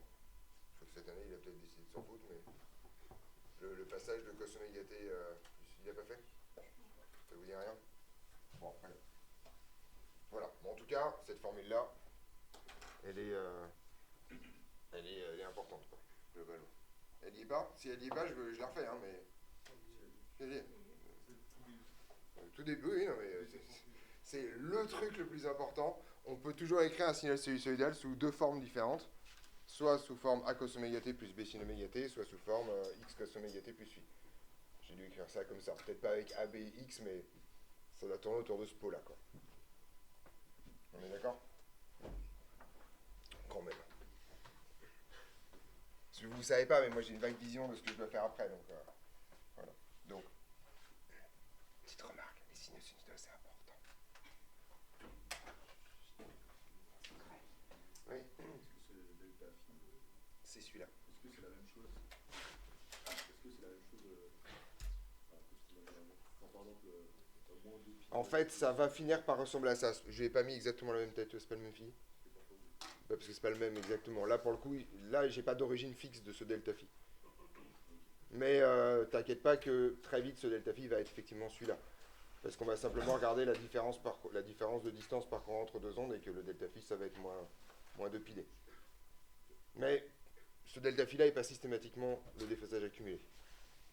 Là, pour l'instant, c'est juste une expression formelle. Donc, cas particulier. Alors, petite remarque, cette formule est hors programme, on est censé vous la fournir, celle-là. D'accord? Voilà. Si, pour les plus, je t'ai vu Samir, pour les plus, comment dirais-je, avancés d'entre vous, cette démonstration est beaucoup plus simple si vous passez en complexe. Vous passez au formulaire complexe, vous calculez le module, d'accord, et les exponentielles des 1 de tout, vous n'avez pas à vous battre avec des formules de trigo dégueulasses dans tous les sens, voilà. Si jamais il y a des gens parmi vous qui travaillent sur Internet, il y a une autre façon de prouver ça avec des vecteurs, et ce qu'on appelle le formalisme de Fresnel, d'accord? Vous oubliez, d'accord? Ça existe, mais c'est chiant, ça ne sert pas à grand chose. Okay, donc voilà. Le truc qui est au programme pour vous, c'est le cas particulier où A1 est égal à A2. Autrement dit, si vous avez des interférences à deux ondes en plus de même amplitude. D'accord? Donc le cas particulier est le suivant. Le cas particulier où A1 est égal à A2. D'accord? J'ai été très con dans mes notations. J'ai été très con. J'ai été très con. Je vais vous demander de changer. Non, parce que je vais les appeler A, mais sauf que j'ai déjà un A là. Donc voilà. Faut que vous remplaciez les A par SM comme amplitude finale. D'accord? Il y en a 3 à remplacer dans ce que j'ai écrit. Je suis désolé. Oui, je t'ai dit que c'est bon. Si V sur lambda, ça fait un entier. Ou cos de delta phi, ça fait. Ça sera des interférences constructives. Non, mais t'inquiète pas, ça va. Avec la formule, avec la même amplitude, vous allez voir un peu les choses, ça se passe vraiment bien. D'accord. Vous avez toutes et tous changé le SM en A, enfin le A en SM 3 fois. D'accord. Voilà. Cas particulier où 1 égale 2 égale A donc. Voilà, là je peux continuer. Alors en fait, dans ce cas, vous voyez qu'en fait, si je remplace A1 et A2 par A, vous allez avoir A carré, 2 A carré ici, et donc je vais pouvoir factoriser A et le sortir de la racine. A étant positif, j'ai pas de problème de valeur absolue. D'accord? Donc je vais avoir A racine de 1 plus 2 cosinus de delta phi. Oui. Oh, si, ça fait. Alors, ça va faire effectivement. Alors là, il y a un truc. Cette formule-là, vous la connaissez dans l'autre sens, a priori. Vous savez que cosinus de. Alors, or. Cosinus de 2x, c'est égal à quoi? Ouais. Oui, il y a un 2, pardon. Ah, pardon. Excusez-moi. Voilà, je me disais qu'il y avait un avec. Voilà. Cosinus de x, ça vaut quoi? Vous connaissez cette formule? Ouais. 2 cos carré moins 1, effectivement. 2 cos qui. Oui, c'est effectivement 1 moins 2. Enfin, c'est cos carré moins sin carré, en fait, en vrai, c'est refondé. D'accord? Et donc, ce que je vais faire, c'est que je vais remplacer. Donc, grosso modo, 1 plus cosinus de 2x, c'est égal à 2 cos carré de x. Vous êtes d'accord avec ça? Et ça, en fait, vous voyez que vous avez cette forme-là ici, si vous considérez que delta phi, ça vaut 2x. Ça, c'est une astuce ultime quand vous avez un 1 plus cos dans une racine. Vous pouvez toujours le simplifier. Vous pouvez toujours, en fait, le passer au carré. Donc, on est parti. Vous allez voir, avec cette formule-là, il y a un truc qui se passe hyper bien. Ah oui, puis comme les signaux sinusoïdaux, c'est important, la trigo, c'est important. Parce que, forcément, quoi. Mais je vous ai rien dit, hein. pas comme si je voulais vous aider à progresser, quoi. D'accord? Voilà, quand même, ça serait con. Ok. Bien. Donc on est parti, ça signifie donc que SM va pouvoir s'écrire sous la forme de facteur 2. Et bien en fait, 1 plus cosinus delta phi, 1 plus cosinus delta phi, je vais dire que c'est en fait 2 cosinus carré de delta phi sur 2. Et là, vous avez un truc absolument magique. Vous avez un 4 qui sort, qui vous fait un magnifique 2 à la racine, d'accord? Et donc, vous avez une formule qui est celle que vous êtes censé savoir démontrer et connaître, qui est la chose suivante. L'amplitude résultante vaut tout simplement l'amplitude initiale avec un facteur 2 fois la valeur absolue de cosinus de delta phi sur 2. Faites attention, la valeur absolue est essentielle ici. Ce cosinus, par contre, est susceptible d'être négatif. On est d'accord? Voilà.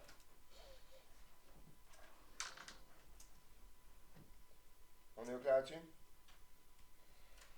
Alors, comment on démontre cette formule-là? Vous voulez que je vous l'écrive rapidement, la démonstration que vous êtes censé connaître? Donc,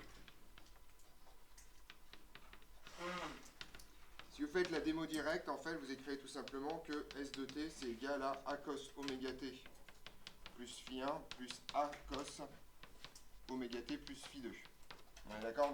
C'est le même début que tout à l'heure, sauf qu'au lieu d'avoir A et A2, vous avez A directement. Et le résultat des courbes, c'est que vous pouvez factoriser A.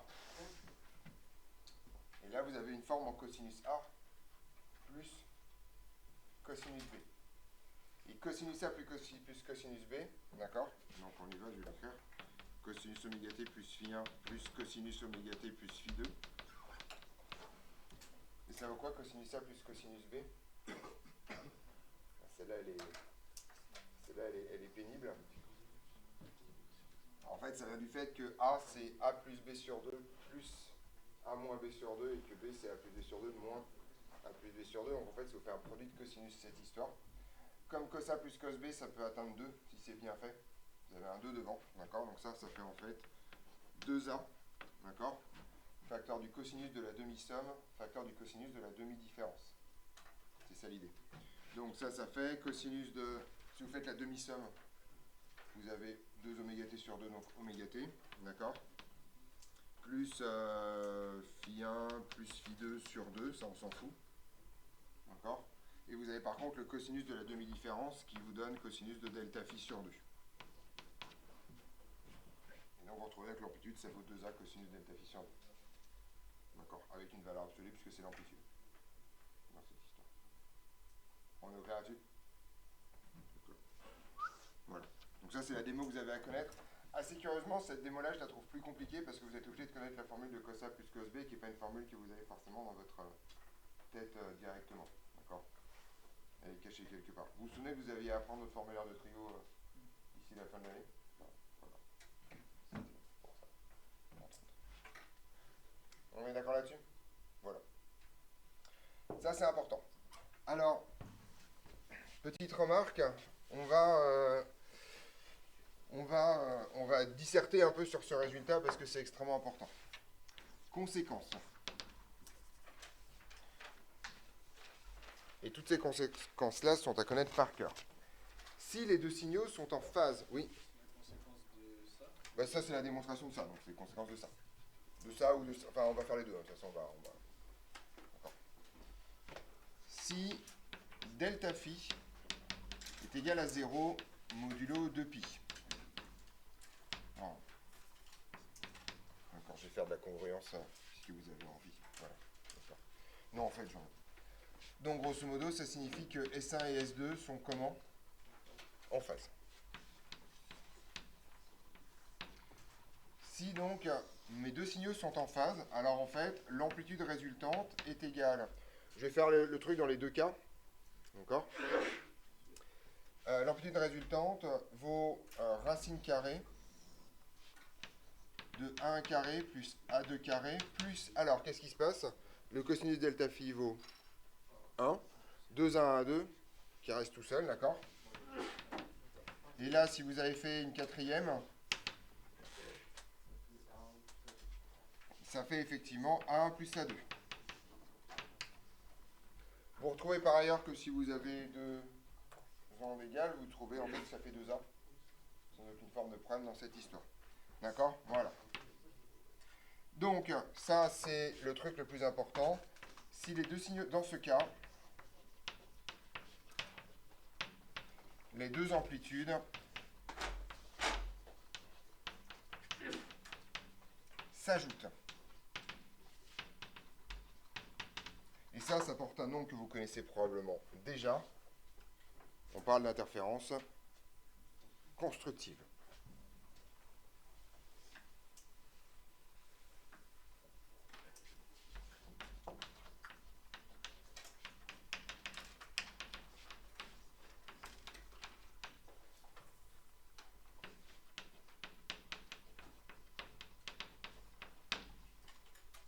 Voilà l'idée.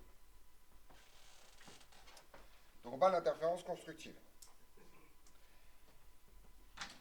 Ça, finalement, c'est pas très surprenant. Vous avez deux ondes qui arrivent et à l'arrivée, l'amplitude finale, c'est le double de l'amplitude. Enfin, ouais, si, c'est la somme des deux ondes des amplitudes initiales. Donc, on se dit que grosso modo, ça marche pareil que de la peinture, quoi. Enfin, de la peinture, on met une deuxième couche de peinture, vous avez deux couches de peinture.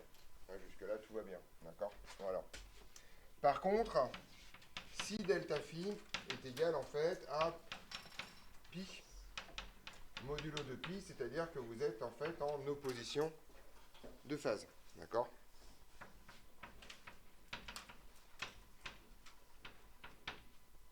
Là, en fait, vous trouvez que Sm est égal donc à racine de A1 carré plus A2 carré moins 2A1A2. Presque. Effectivement. Et donc Sm vaut cette fois valeur absolue de A2 moins A1 ou de A moins 2, comme vous voulez. Ça, c'est pas... Et là, effectivement, vous avez un truc absolument impressionnant qui est que, en particulier, si A1 égale A2, vous avez une amplitude nulle là. Alors, ça paraît pas, mais c'est un truc incroyable. Vous prenez un objet, vous prenez un autre objet, vous les mettez ensemble, vous n'avez plus d'objet. Ouais. Du coup, ça dépend juste de si on regarde au niveau physique, il faut juste les mettre à la bonne distance. Faut juste les... Alors, elles sont au même endroit. Il faut juste les mettre avec le bon déphasage, plus exactement. Là, je parle de la source. Il faut effectivement que les deux sources soient à la bonne distance, si tu veux. Ou que, enfin, voilà, que le dispositif soit bien foutu. Je ne sais pas si vous vous rendez compte, en fait, ça, c'est un truc sur lequel on disserte jamais assez. Je ne sais pas si vous vous rendez compte de la portée de ce truc. Si je reprends mon exemple de tout à l'heure, je ne sais pas si vous avez déjà fait du bricolage dans votre vie, si vous faites une couche de peinture et une deuxième couche de peinture, vous vous dites pas, merde, faut que je fasse gaffe, parce que si je fais ça le lundi et après le mardi, ça sera en opposition de phase, j'aurai plus de peinture sur le mur. Ça, jamais ça vous viendra à l'esprit, ça. Si vous êtes d'accord? Le matin, quand vous partez de chez vous, vous mettez 2 stylos dans votre trousse, vous vous dites pas, merde, avec un peu de coup de pas de chance, si je ne les mets pas en bon sens, je vais avoir 0 stylo. Vous savez bien qu'il n'y a pas d'interférence destructrice avec la matière, ça n'existe pas, ça. D'accord?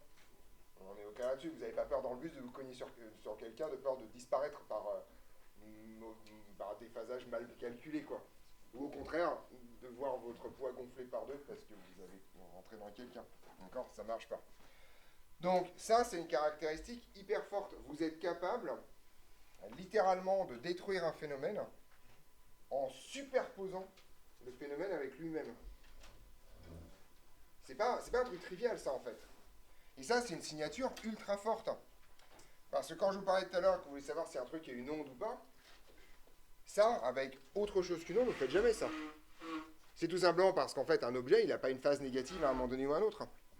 Donc vous ne pouvez pas avoir une partie négative qui s'ajouterait à une partie positive. Je veux dire, une masse, c'est positif, vous mettez une autre masse, c'est positif, vous faites la somme des deux, vous avez une masse qui est plus grande. D'accord? Mais comme une onde a le mauvais goût de pouvoir passer de positif à négatif, et bien tout d'un coup, le résultat de votre somme n'est pas de signe garanti. Voilà, simplement. Et ça, c'est très très très impressionnant, cette histoire. Alors petite remarque, si vous avez des écouteurs par exemple, probablement si vous avez des écouteurs un peu chers, d'accord? Mais même pas forcément, non, ça coûte rien. Les écouteurs qui neutralisent le bruit extérieur, c'est comme ça que ça marche. En fait, l'écouteur analyse le bruit extérieur et émet une onde sonore qui est en opposition de phase avec le bruit extérieur. Et comme ça, il n'y a plus rien, c'est fini. D'accord? Voilà. Ça s'appelle des filtres actifs, si je ne me trompe pas, dans la propagande. Donc il y a deux façons d'atténuer le bruit extérieur. Soit vous mettez de l'isolant au sens, vous baissez l'amplitude, voilà. Soit vous faites un truc beaucoup plus efficace, c'est de faire de l'analyse spectrale et de balancer même son.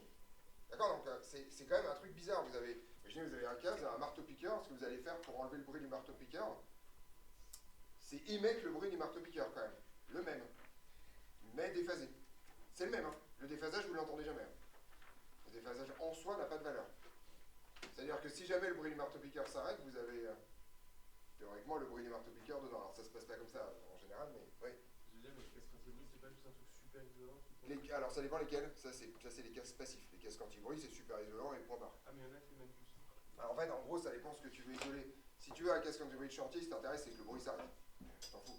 Mais si tu veux écouter de la musique à l'intérieur d'un casque, c'est chiant parce que tu veux entendre quand même. Bon, en principe. D'accord? Donc tu as effectivement la version, je mets mes écouteurs à l'intérieur d'un casque de chantier. Ça marche. C'est ce qu'on faisait dans ma génération. Bon. Ou tu fais un truc plus subtil qui est effectivement, tu vas analyser l'intégralité du son, garder ce qu'est la musique, ça tu ne touches pas, et tu vires le reste. Voilà. Oh, c'est le cas passif. Les cas ça marche très bien. Donc en fait, l'amplitude. Alors, pardon, je fais comme ça. Oui. Mais énergétiquement, on supprimerait Énergétiquement, en moyenne, on supprime rien. On répartit l'énergie de telle sorte qu'il y a des endroits où l'énergie va être plus grande et des endroits où l'énergie va être plus petite. Mais en moyenne, l'énergie, on n'a pas supprimé. Voilà. Dans ce cas, on retranche les deux amplitudes.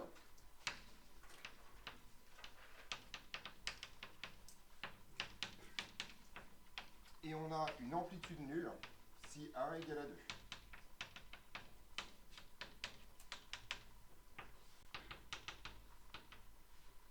Et on parle donc d'interférence destructrice.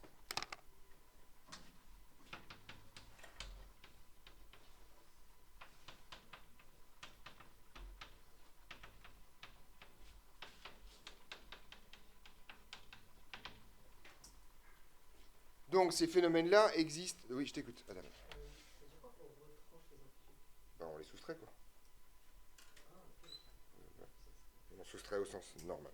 D'accord, voilà. On est au clair là-dessus sur cette histoire? Alors ça a des conséquences un peu partout. Hein. En fait, assez curieusement, les interférences destructrices ne vous posent pas trop de problèmes. Enfin, ça dépend sur quoi. Vous avez déjà allé à la piscine, je suppose, un jour dans votre vie. D'accord? Est-ce que vous avez déjà fait... Alors ça n'existe quasiment pas. Il y a peut-être des gens parmi vous qui ont la chance d'avoir une piscine chez eux, ou d'avoir déjà une piscine privée. Pas une piscine municipale. Donc une petite piscine qui vous fait un truc qu'on construit, machin et tout. Si elle est assez grande et que vous nagez dedans, vous essayez de nager dedans, en général, ça va là, vraiment, machin. Mais en général, il se passe un truc extrêmement désagréable, c'est que très vite, surtout si vous êtes plusieurs, vous avez des vagues qui se mettent en place. D'accord? Il y a un système de vagues qui est extrêmement désagréable, tout simplement parce qu'en fait, vous faites des interférences constructives de façon complètement aléatoire par réflexion des vagues que vous êtes en train de faire sur les bords de la piscine. Ça, c'est la raison pour laquelle, dans n'importe quelle piscine où il y a du monde, on fait ce qu'on appelle les piscines à débordement. Quand la vague arrive sur le bord, elle coule. Vous savez, il y a des grilles partout autour des piscines, d'accord? Et l'eau sort et littéralement ne revient pas. En fait, vous cassez les réflexions, ce qui permet en fait à 20, 30, 40 personnes de nager dans le même bassin sans avoir un système d'interférence constructive au milieu. Sinon, vous nagez pas. Hein. Sinon, vous avez littéralement 10 cm de creux à l'intérieur d'une piscine municipale et c'est juste, vous avez des vagues comme ça, c'est pas énorme. Hein. Si vous êtes en bateau, c'est pas grave. Si vous êtes en train de nager, c'est horrible. D'accord? C'est juste épouvantable. Et en plus, c'est complètement random. Parce que c'est des endroits où vous avez une interférence constructive qui se passe. Donc tout d'un coup, vous avez une vague qui arrive en pleine tronche. La version moderne, la version grandeur nature de ça, c'est les vagues scélérates. Vous avez déjà entendu parler de ce truc. Donc ça se passe extrêmement souvent, surtout en Méditerranée, qui est une piscine sans débordement, par définition. Gigantesque bassin. La Méditerranée est une zone extrêmement dangereuse à cause de ça. En fait, le système de vagues se réfléchit sur les bords et finit par faire des systèmes d'interférence de vagues absolument épouvantables, ce qu'on appelle des mers croisées.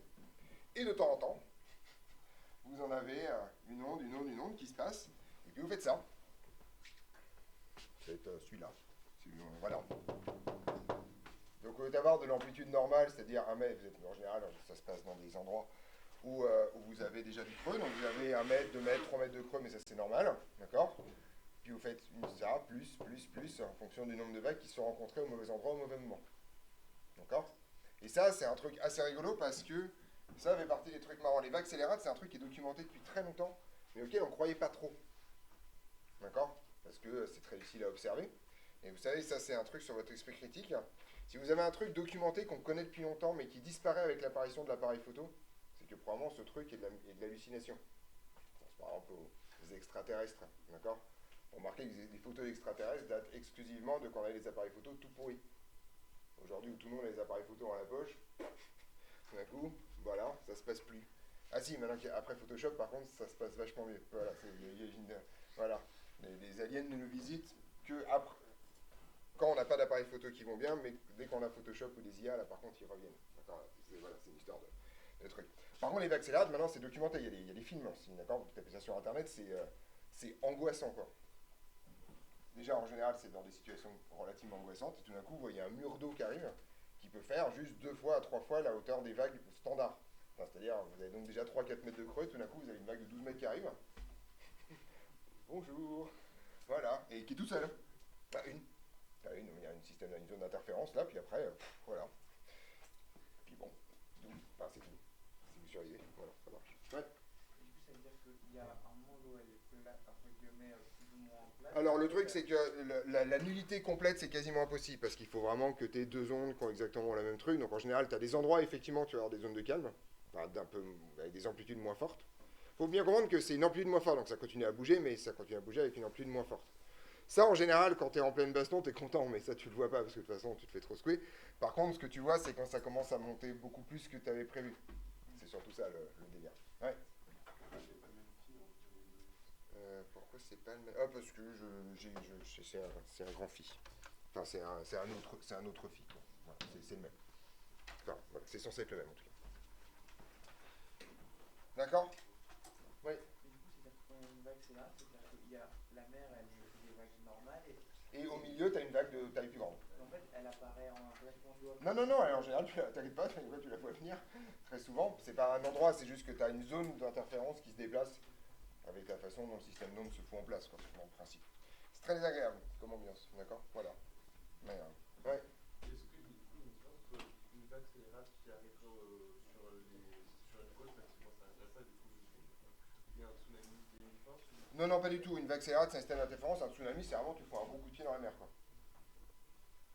Et, voilà. Le tsunami, c'est vraiment un phénomène entre guillemets simple. Tout d'un coup, tu as la Terre qui se met à faire bang dans les fonds, et bah, comme la mer est un peu moins lourde et qu'elle va se déplacer, bah, voilà quoi. C'est-à-dire que tu as une variation sous-marine qui se... Enfin, le problème d'un tsunami, c'est la déferlante en fait. C'est qu'au départ, tu as une vague qui peut être très haute, hein, qui fait en général 4 ou 5 mètres de haut, d'accord? Et qui au fur et à mesure qu'elle va se rapprocher des côtes, va gagner en énergie de translation. D'accord? Parce que tout le système d'énergie verticale va se transformer en translation. D'accord? Et donc ça va déferler pendant extrêmement longtemps avec une très grande vitesse. Et donc si on faisait une approche énergétique, elle gagnerait de l'énergie? Non, tu gagnes pas d'énergie, c'est juste que l'énergie totale se transforme. C'est juste que tu gagnes un peu en propagation et en vitesse. Mais il faut bien comprendre que...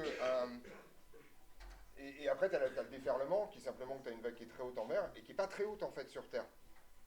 Si vous avez déjà vu des images de tsunami, en général, c'est pas très réjouissant. C'est jamais très haut en fait. Il n'y a que dans les films que le truc fait 10 mètres de haut.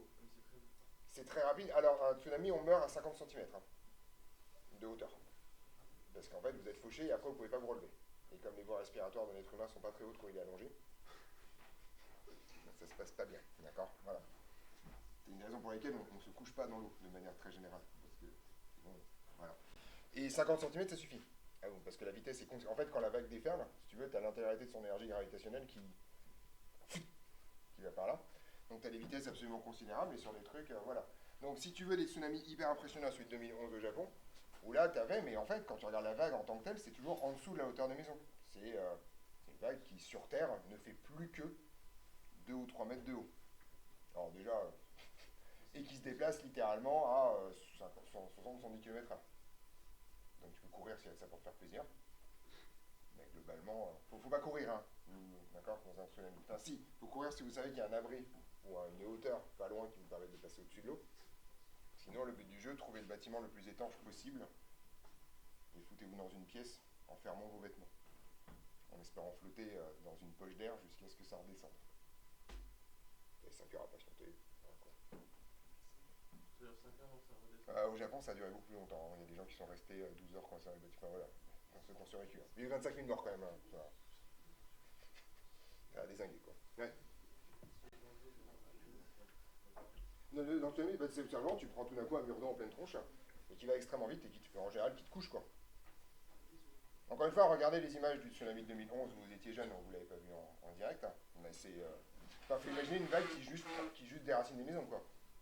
Donc forcément, si toi, tu es là, en général, tu es un peu moins stable sur tes pieds qu'une maison.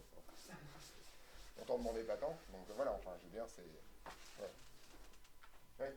Le tsunami, au fur et à mesure qu'il avance dans la mer, il fait gagner de la puissance. Non, mais c'est surtout... En fait, tant qu'il est sur la mer, tout se passe bien. D'ailleurs, si vous êtes en bateau, allez au large. Parce que vous allez monter et descendre. Et voilà. Tant que la vague déferle pas, tout va bien. C'est juste c'est une vague qui monte et qui descend. Ça va vous faire bizarre, mais... Déferler, c'est quand en fait la profondeur est plus suffisante pour que le bas de la vague puisse exister. Donc tout d'un coup, la vague va se mettre à rouler. Et là, c'est vraiment comme un mur qui tombe. Hein. Sauf que ça tombe, non pas comme ça, mais comme ça. Et là, pouf, c'est la douche, quoi. C'est pas la douche. Gros bain. Ouais. En fait, si jamais on se prend, une fois que la vague elle est passée, ça se produit. Ah bah ça dépend combien de temps ça dure. Est-ce que c'est pas instantané? Le tsunami au Japon, si mes souvenirs sont exacts, il a déferlé pendant à peu près 1 heure dans un sens et pendant une heure ou deux dans l'autre, quoi. Alors après, tu peux t'entraîner à l'apnée, hein, ça marche. Hein. 3 heures, c'est un record probablement atteignable, quoi. Je veux dire, globalement, quoi. En prenant des bouts de bois sur la tronche, des voitures, des machins. Enfin, voilà, toutes les conditions pour faire un bon apnée, bien zen, bien propre, enfin, voilà. Donc non, absolument pas, non, d'accord. Donc oui, si vous êtes champion d'apnée et que vous êtes capable de tenir 20 minutes sous l'eau sans respirer, vous pouvez vaguement vous en sortir. D'accord, je crois que c'est ça le record, si je ne me trompe pas. C'est 20 minutes, c'est l'heure de Grenoble. Voilà. En général, pour quelqu'un de pas entraîné, c'est plutôt seconde l'unité. Quelques minutes, surtout quand tu es en train de te prendre la moitié du monde connu sur la tronche. Quoi. Donc voilà. Ouais.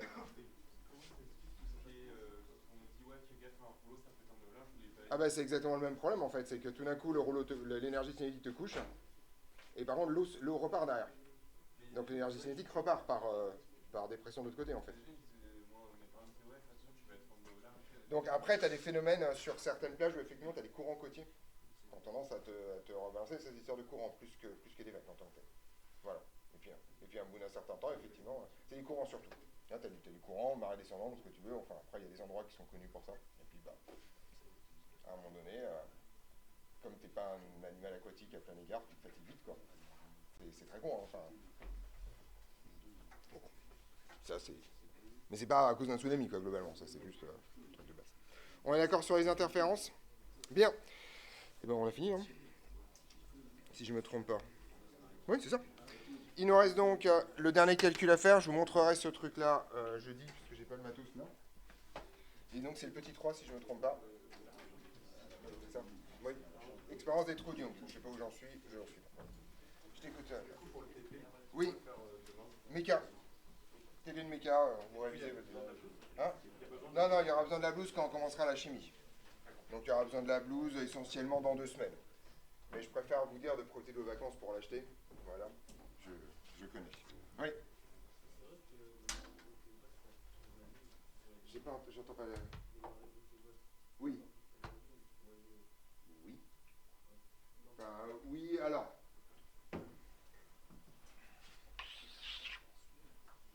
Donc, la première version, c'est hyper simple. En gros, c'est vraiment un truc très con, hein, cette histoire. Prenons un élastique. J'aime bien, il y a toujours des gens qui laissent traîner les élastiques, c'est très pratique pour moi.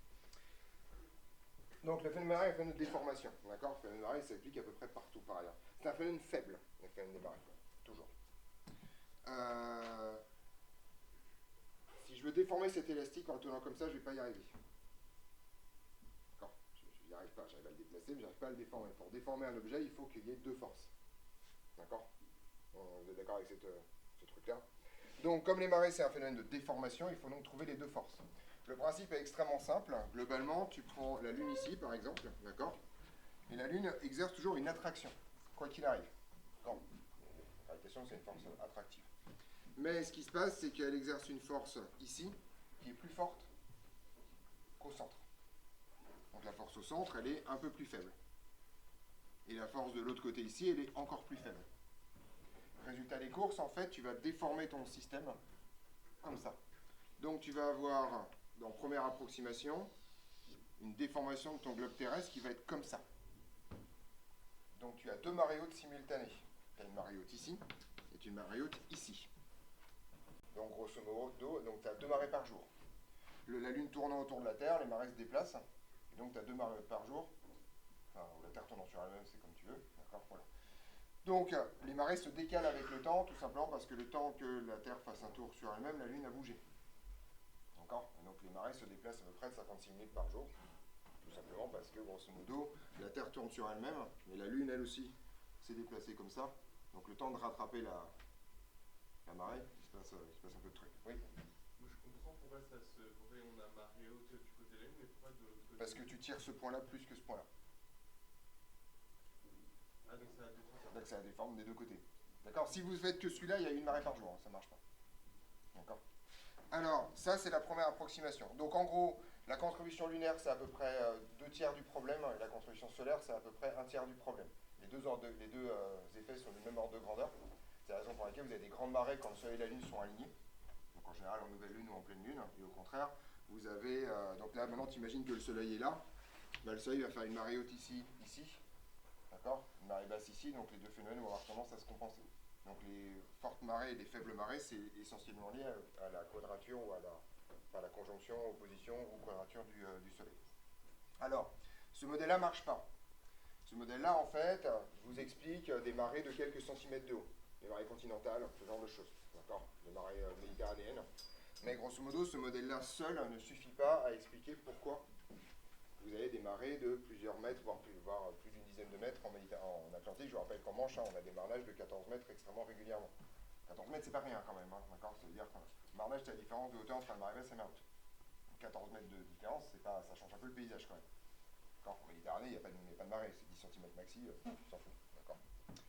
Et ça, en fait, c'est un phénomène d'onde. En gros, depuis le temps que la Terre existe, vous avez ce truc-là qui est une excitation harmonique, et donc vous êtes en régime sinusoïdal forcé. Oui, c'est ça dont on parle, parce que la Terre tourne, donc vous avez périodiquement, grosso modo, une marée haute à un endroit. D'accord. Ça, en fait, c'est un régime sinusoïdal forcé. Donc vous mettez en place un système d'ondes au niveau de l'Atlantique qui va se réfléchir de chaque côté, et qui va fabriquer des interférences constructives, en fonction du relief et de la configuration des côtes. Comme ça fait longtemps que vous êtes en régime forcé, c'est un truc qui est bien établi. Et donc en fait, les marées sont essentiellement un phénomène d'interférence constructive sur certaines fréquences. C'est exactement ça dont on parle. D'accord. Et donc il y a, alors dans le calcul des marées aujourd'hui, on a, si je ne me trompe pas, 8 composantes des marées prises en compte pour prévoir les marées au centimètre près. Voilà, donc ça se trouve, c'est compliqué hein, pour le coup, mais c'est de la modélisation du bassin, comment ça se passe, quelles composantes. Donc toutes les composantes viennent à des fréquences différentes. Il y a la Lune sur elle-même, il y a la Terre sur elle-même, il y a le Soleil et la Lune, il y a les géantes gazeuses qui se baladent aussi, qui fouillent un peu le bordel. Bon, on met tout ça et puis on regarde quand ça s'ajoute et quand ça se retranche. Quoi. Voilà, c'est pas compliqué. Voilà. C'est ça le truc. Donc c'est vraiment un phénomène d'onde, là pour le coup, non stationnaire. Ouais. Ici, les interférences constructives, comment ça se fait qu'elles ne font pas qu'augmenter? Non, c'est pas ça, c'est que elles sont déjà arrivées là en fait. C'est des brevets du temps ça. Hein. C'est des brevets du temps ça, hein. C'est une amplitude ça. Ça ne bouge pas. Donc en gros, quand vous avez des interférences constructives, quand vous avez des systèmes comme ça, vous avez des fréquences qui sont sélectionnées, des fréquences qui ne le sont pas. Donc en gros, si ta configuration côtière elle fait en sorte que la période grosso modo de 24 heures marche bien, tu vas avoir en fait une amplitude forte sur les marées. Donc il y a des endroits avec des amplitudes fortes, des endroits avec des amplitudes faibles. C'est juste ça. Donc la Méditerranée qui bénéficie pas trop de ce genre de choses, parce que c'est trop petit, à plein d'égard, a des marées faibles. L'Atlantique a de la place pour s'exprimer, globalement, a des amplitudes fortes. À la louche, hein, c'est très simplifié comme histoire. On est d'accord là-dessus? Voilà. Bon, je ferai un cours sur les marées un jour si vous voulez, mais je vous invite à lire la marquise du Châtelet sur le sujet, elle a fait un très bon rapport. C'est la traductrice de Newton en français, la marquise du Châtelet. Elle a un pote, c'est son copain. Elle a entretenu un mec qui s'appelle Voltaire, si vous connaissez aussi. Bah, faut bien aider les artistes, quoi. Petit 3, donc, Trou Young. On est parti.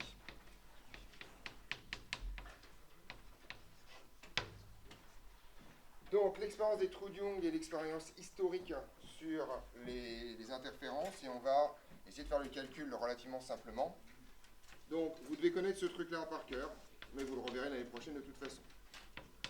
On appelle fente ou trou de Young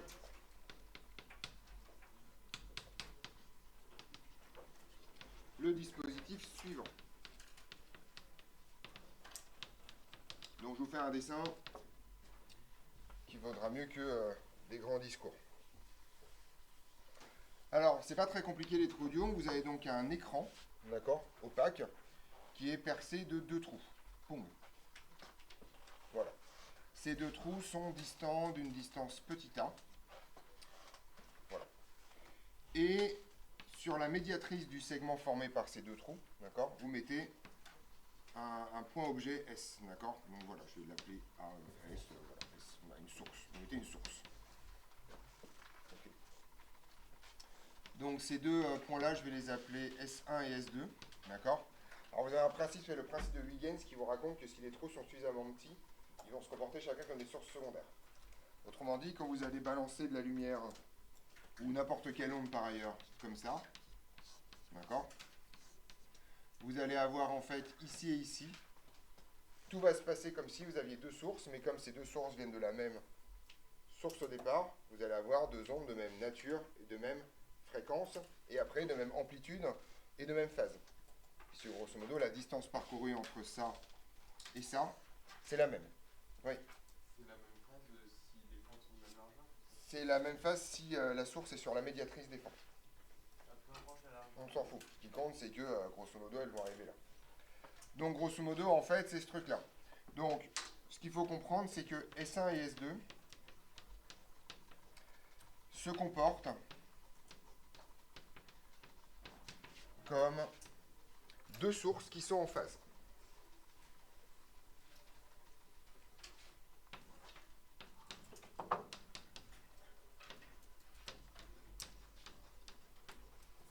En phase, tout simplement parce que en phase et de même amplitude. Excuse-moi de te déranger, je passe juste quelques infos. Alors, ça a été décidé que les cours s'arrêtent en 11h. Ok. Vu les conditions climatiques. La cantine est assurée pour, à 11h15 pour ceux qui ont réservé. Donc, vous pouvez y aller à 11h15. Voilà. Les bus, il n'y en aura aucun. Transdev a tout annulé. D'accord. Et pour les trains, le dé est fortement perturbé, avec des suppressions et des ralentissements. Donc, par contre, si vous souhaitez rester, même si vous n'êtes pas interne, il y aura quelqu'un qui va, il y aura du personnel qui reste jusqu'à 19h, le temps que vos parents puissent venir, si jamais vous êtes coincé à cause des transports. Merci. Bon, on finit le cours d'abord et on discute à la récréation. J'ai les trous Young à faire. Voilà. La neige attendra. Voilà. D'accord. L'idée est relativement simple. Vous allez placer un écran ici. On place un écran ou des capteurs ou ce que vous voulez. Enfin, grosso modo, un truc qui est capable de détecter ce que vous êtes en train de faire à une distance grand D de votre dispositif. Je vais appeler ce point-là O, qui est le prolongement en fait de S sur la médiatrice, d'accord?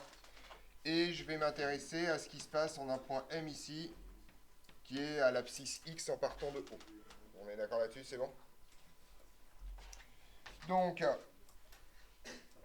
si je matérialise ça en rayon lumineux, l'onde qui va partir de S1 va parcourir la distance S1M, et l'onde qui va partir de S2 va parcourir la distance S2M. Après, S1M et S2M sont des grandeurs qui sont différentes, c'est les mêmes en haut. On est d'accord? Qu'est-ce que j'ai fait? Non, pardon. M n'est pas là, M est là-haut.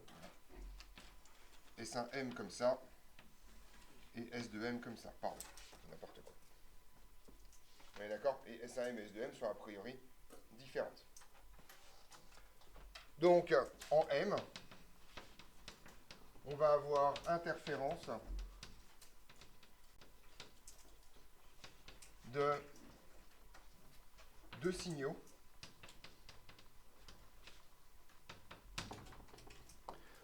on est d'accord? Et en fait, ça va être relativement simple. On va utiliser la phase accumulée par le signal 1 et la phase accumulée par le signal 2. Sur S1M, le signal 1 a accumulé une phase qui vaut quoi en fait? Phi 1. Vous vous souvenez de la formule de la phase accumulée?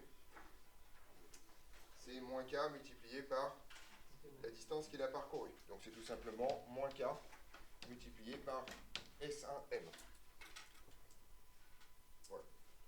Et S2 a accumulé une phase phi 2 qui va être moins K facteur de S2M. D'accord? Ces deux signaux ont appris. On va supposer que la différence des distances n'est pas assez grande pour que les deux signaux aient une différence d'amplitude majeure. Donc on va supposer par ailleurs que ces deux signaux ont la même amplitude. D'accord? Ces deux signaux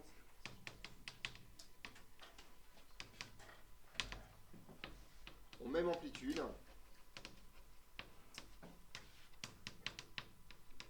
Que je vais appeler grand A. Et ils sont déphasés de quoi?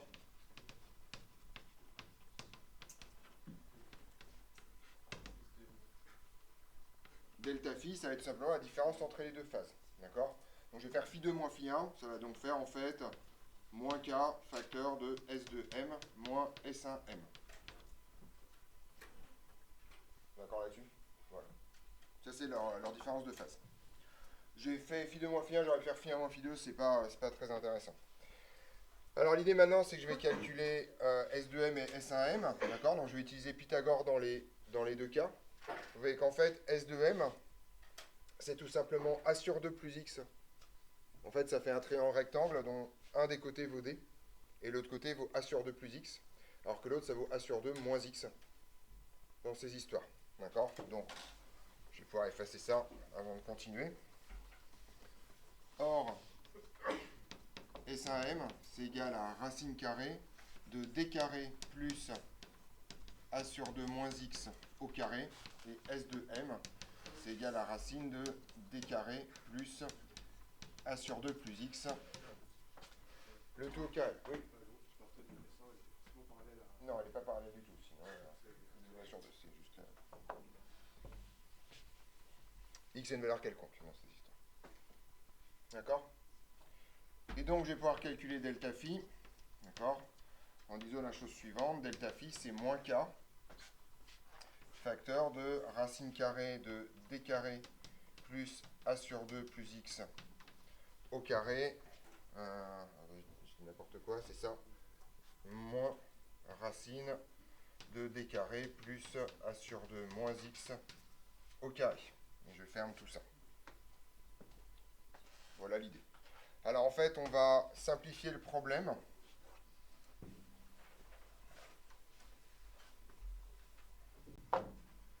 On suppose à ce stade-là, pour se simplifier la vie, que D est très grand devant A et que D est très grand devant X. Autrement dit, vos deux trous sont très rapprochés et le phénomène d'interférence a une extension spatiale qui est faible devant la distance entre votre distance et l'écran. On est d'accord? On a alors, et là le calcul va aller relativement vite, je me pousse, vous avez c'est bon, voilà. On a, attendez, ce que je vais faire, je vais mettre là, comme ça, vous pourrez recopier le calcul pendant que je continue. On a alors la chose suivante, delta phi est égal à moins K, facteur de D, et je vais donc faire une espèce de... Donc je factorise d'abord par D carré à l'intérieur des racines. Ok, et donc j'ai un truc de type 1 plus A plus X sur 2, le tout divisé par grand D, et le tout au carré. On est d'accord là-dessus? Oui. Pourquoi on passe de A sur 2 à A sur 2? Pardon, j'ai fait n'importe quoi. A sur 2 plus X, le tout au carré, moins racine de presque la même chose, A sur 2 moins X sur D, le tout au carré. Donc là, j'ai juste factorisé D pour l'instant. Et si vous vous souvenez, je vous ai appris les développements limités de racines. Vous souvenez le truc, voilà. Et donc en fait, ce terme-là est petit, c'est bien la forme en racine de 1 plus quelque chose qui est petit. Donc ça en fait, c'est à peu près égal à moins KD, facteur de 1 plus 1 demi, facteur de A sur 2 plus X sur D, le tout au carré. D'accord?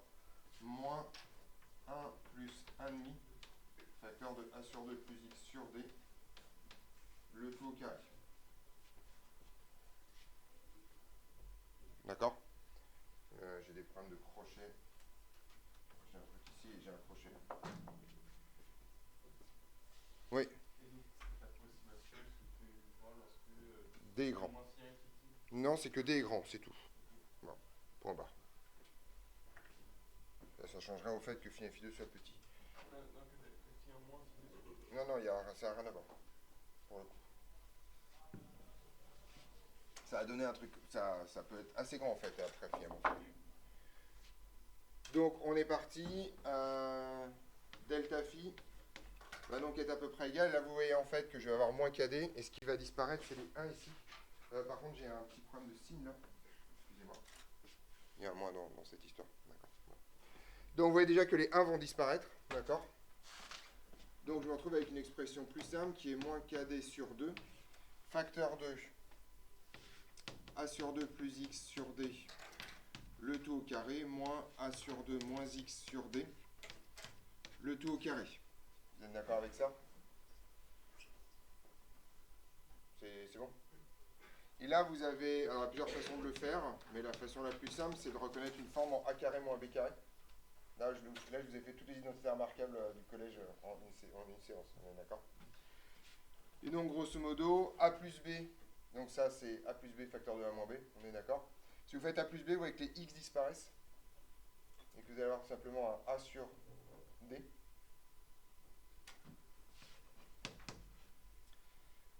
Et au contraire, si vous faites le A moins B cette fois, c'est les A sur 2 qui disparaissent.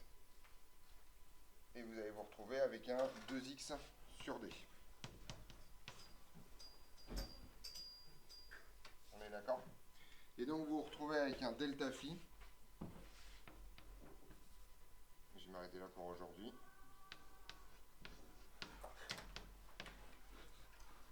Qui est égal à moins, ça n'a pas changé. Alors il y a plein de choses qui disparaissent, les 2 disparaissent. Il y a un D qui disparaît dans cette histoire. D'accord, j'ai un D ici et un D ici. Il me reste tout simplement en fait K, facteur de A, X sur D. On vérifie que c'est homogène. K fois A c'est sans dimension, puisque K est l'inverse d'une longueur. X sur D est sans dimension, donc ce truc-là est bien sans dimension. On est content. D'accord? Alors en général, ce delta phi, on ne le présente pas exactement cette forme-là. On va faire la même manip que tout à l'heure pour se ramener à des trucs avec des radians. Delta phi, c'est donc égal à moins 2pi sur lambda, facteur de AX sur grand D. Et donc ça fait, et on en reparlera beaucoup plus vendredi, mais ça vous montre la chose suivante. Il existe des valeurs de X où delta phi va être égal à pi, et des valeurs de X où delta phi va être congru à pi, des valeurs de X où delta phi va être congru à 2pi.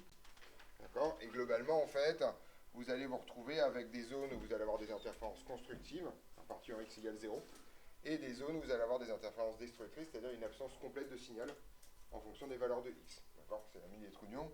Je vous la présenterai vendredi et on dissertera sur pourquoi on a les choses qu'on observe ici, mais voilà la formule finale. Ouais. Je sais qu'on n'est pas encore fait, mais c'est vrai que les interférences et la diffraction, c'est fait par les mecs de la physique quantique. Enfin, parce que j'avais posé cette question à mon prof de physique l'année dernière, il m'a dit que c'était la physique quantique. Enfin, non, oui. Enfin, non. Non. Tu peux faire de la diffraction avec des ondes sonores. La physique quantique dans cette histoire. Par contre, effectivement, la dispersion, le principe de le truc qu'on a fait tout à l'heure, la diffraction, le fait qu'à un moment donné, effectivement, la lumière se disperse sur une forme toute petite, même pas en fait, il n'y a pas besoin quoi. Ça va revenir, non mais en fait ce qui se passe c'est que tu peux interpréter l'onde lumineuse comme étant l'onde de densité de présence des photons, donc tu peux avoir une vision quantique du problème. Effectivement, les conditions de diffraction, tu les retrouves avec Heisenberg, mais tu les retrouves. Mais on n'a pas besoin de mécanique. Enfin, je veux dire, on fait des interférences lumineuses depuis le début du 19e siècle, quoi. Et on sait expliquer ça très très bien sans avoir besoin de foutre de la mécanique quantique dans la machine. Mais en tout cas, les interférences, tu peux en faire avec des ondes sonores, tu peux en faire avec n'importe quel type d'onde, avec des ondes gravitationnelles, tu n'as pas besoin d'aller sortir la quantique pour ça. Donc, non, ça c'est complètement faux. Voilà. Donc, il nous reste que la fin de la dernière question de cours qu'on fera vendredi. Alors, je sais pas.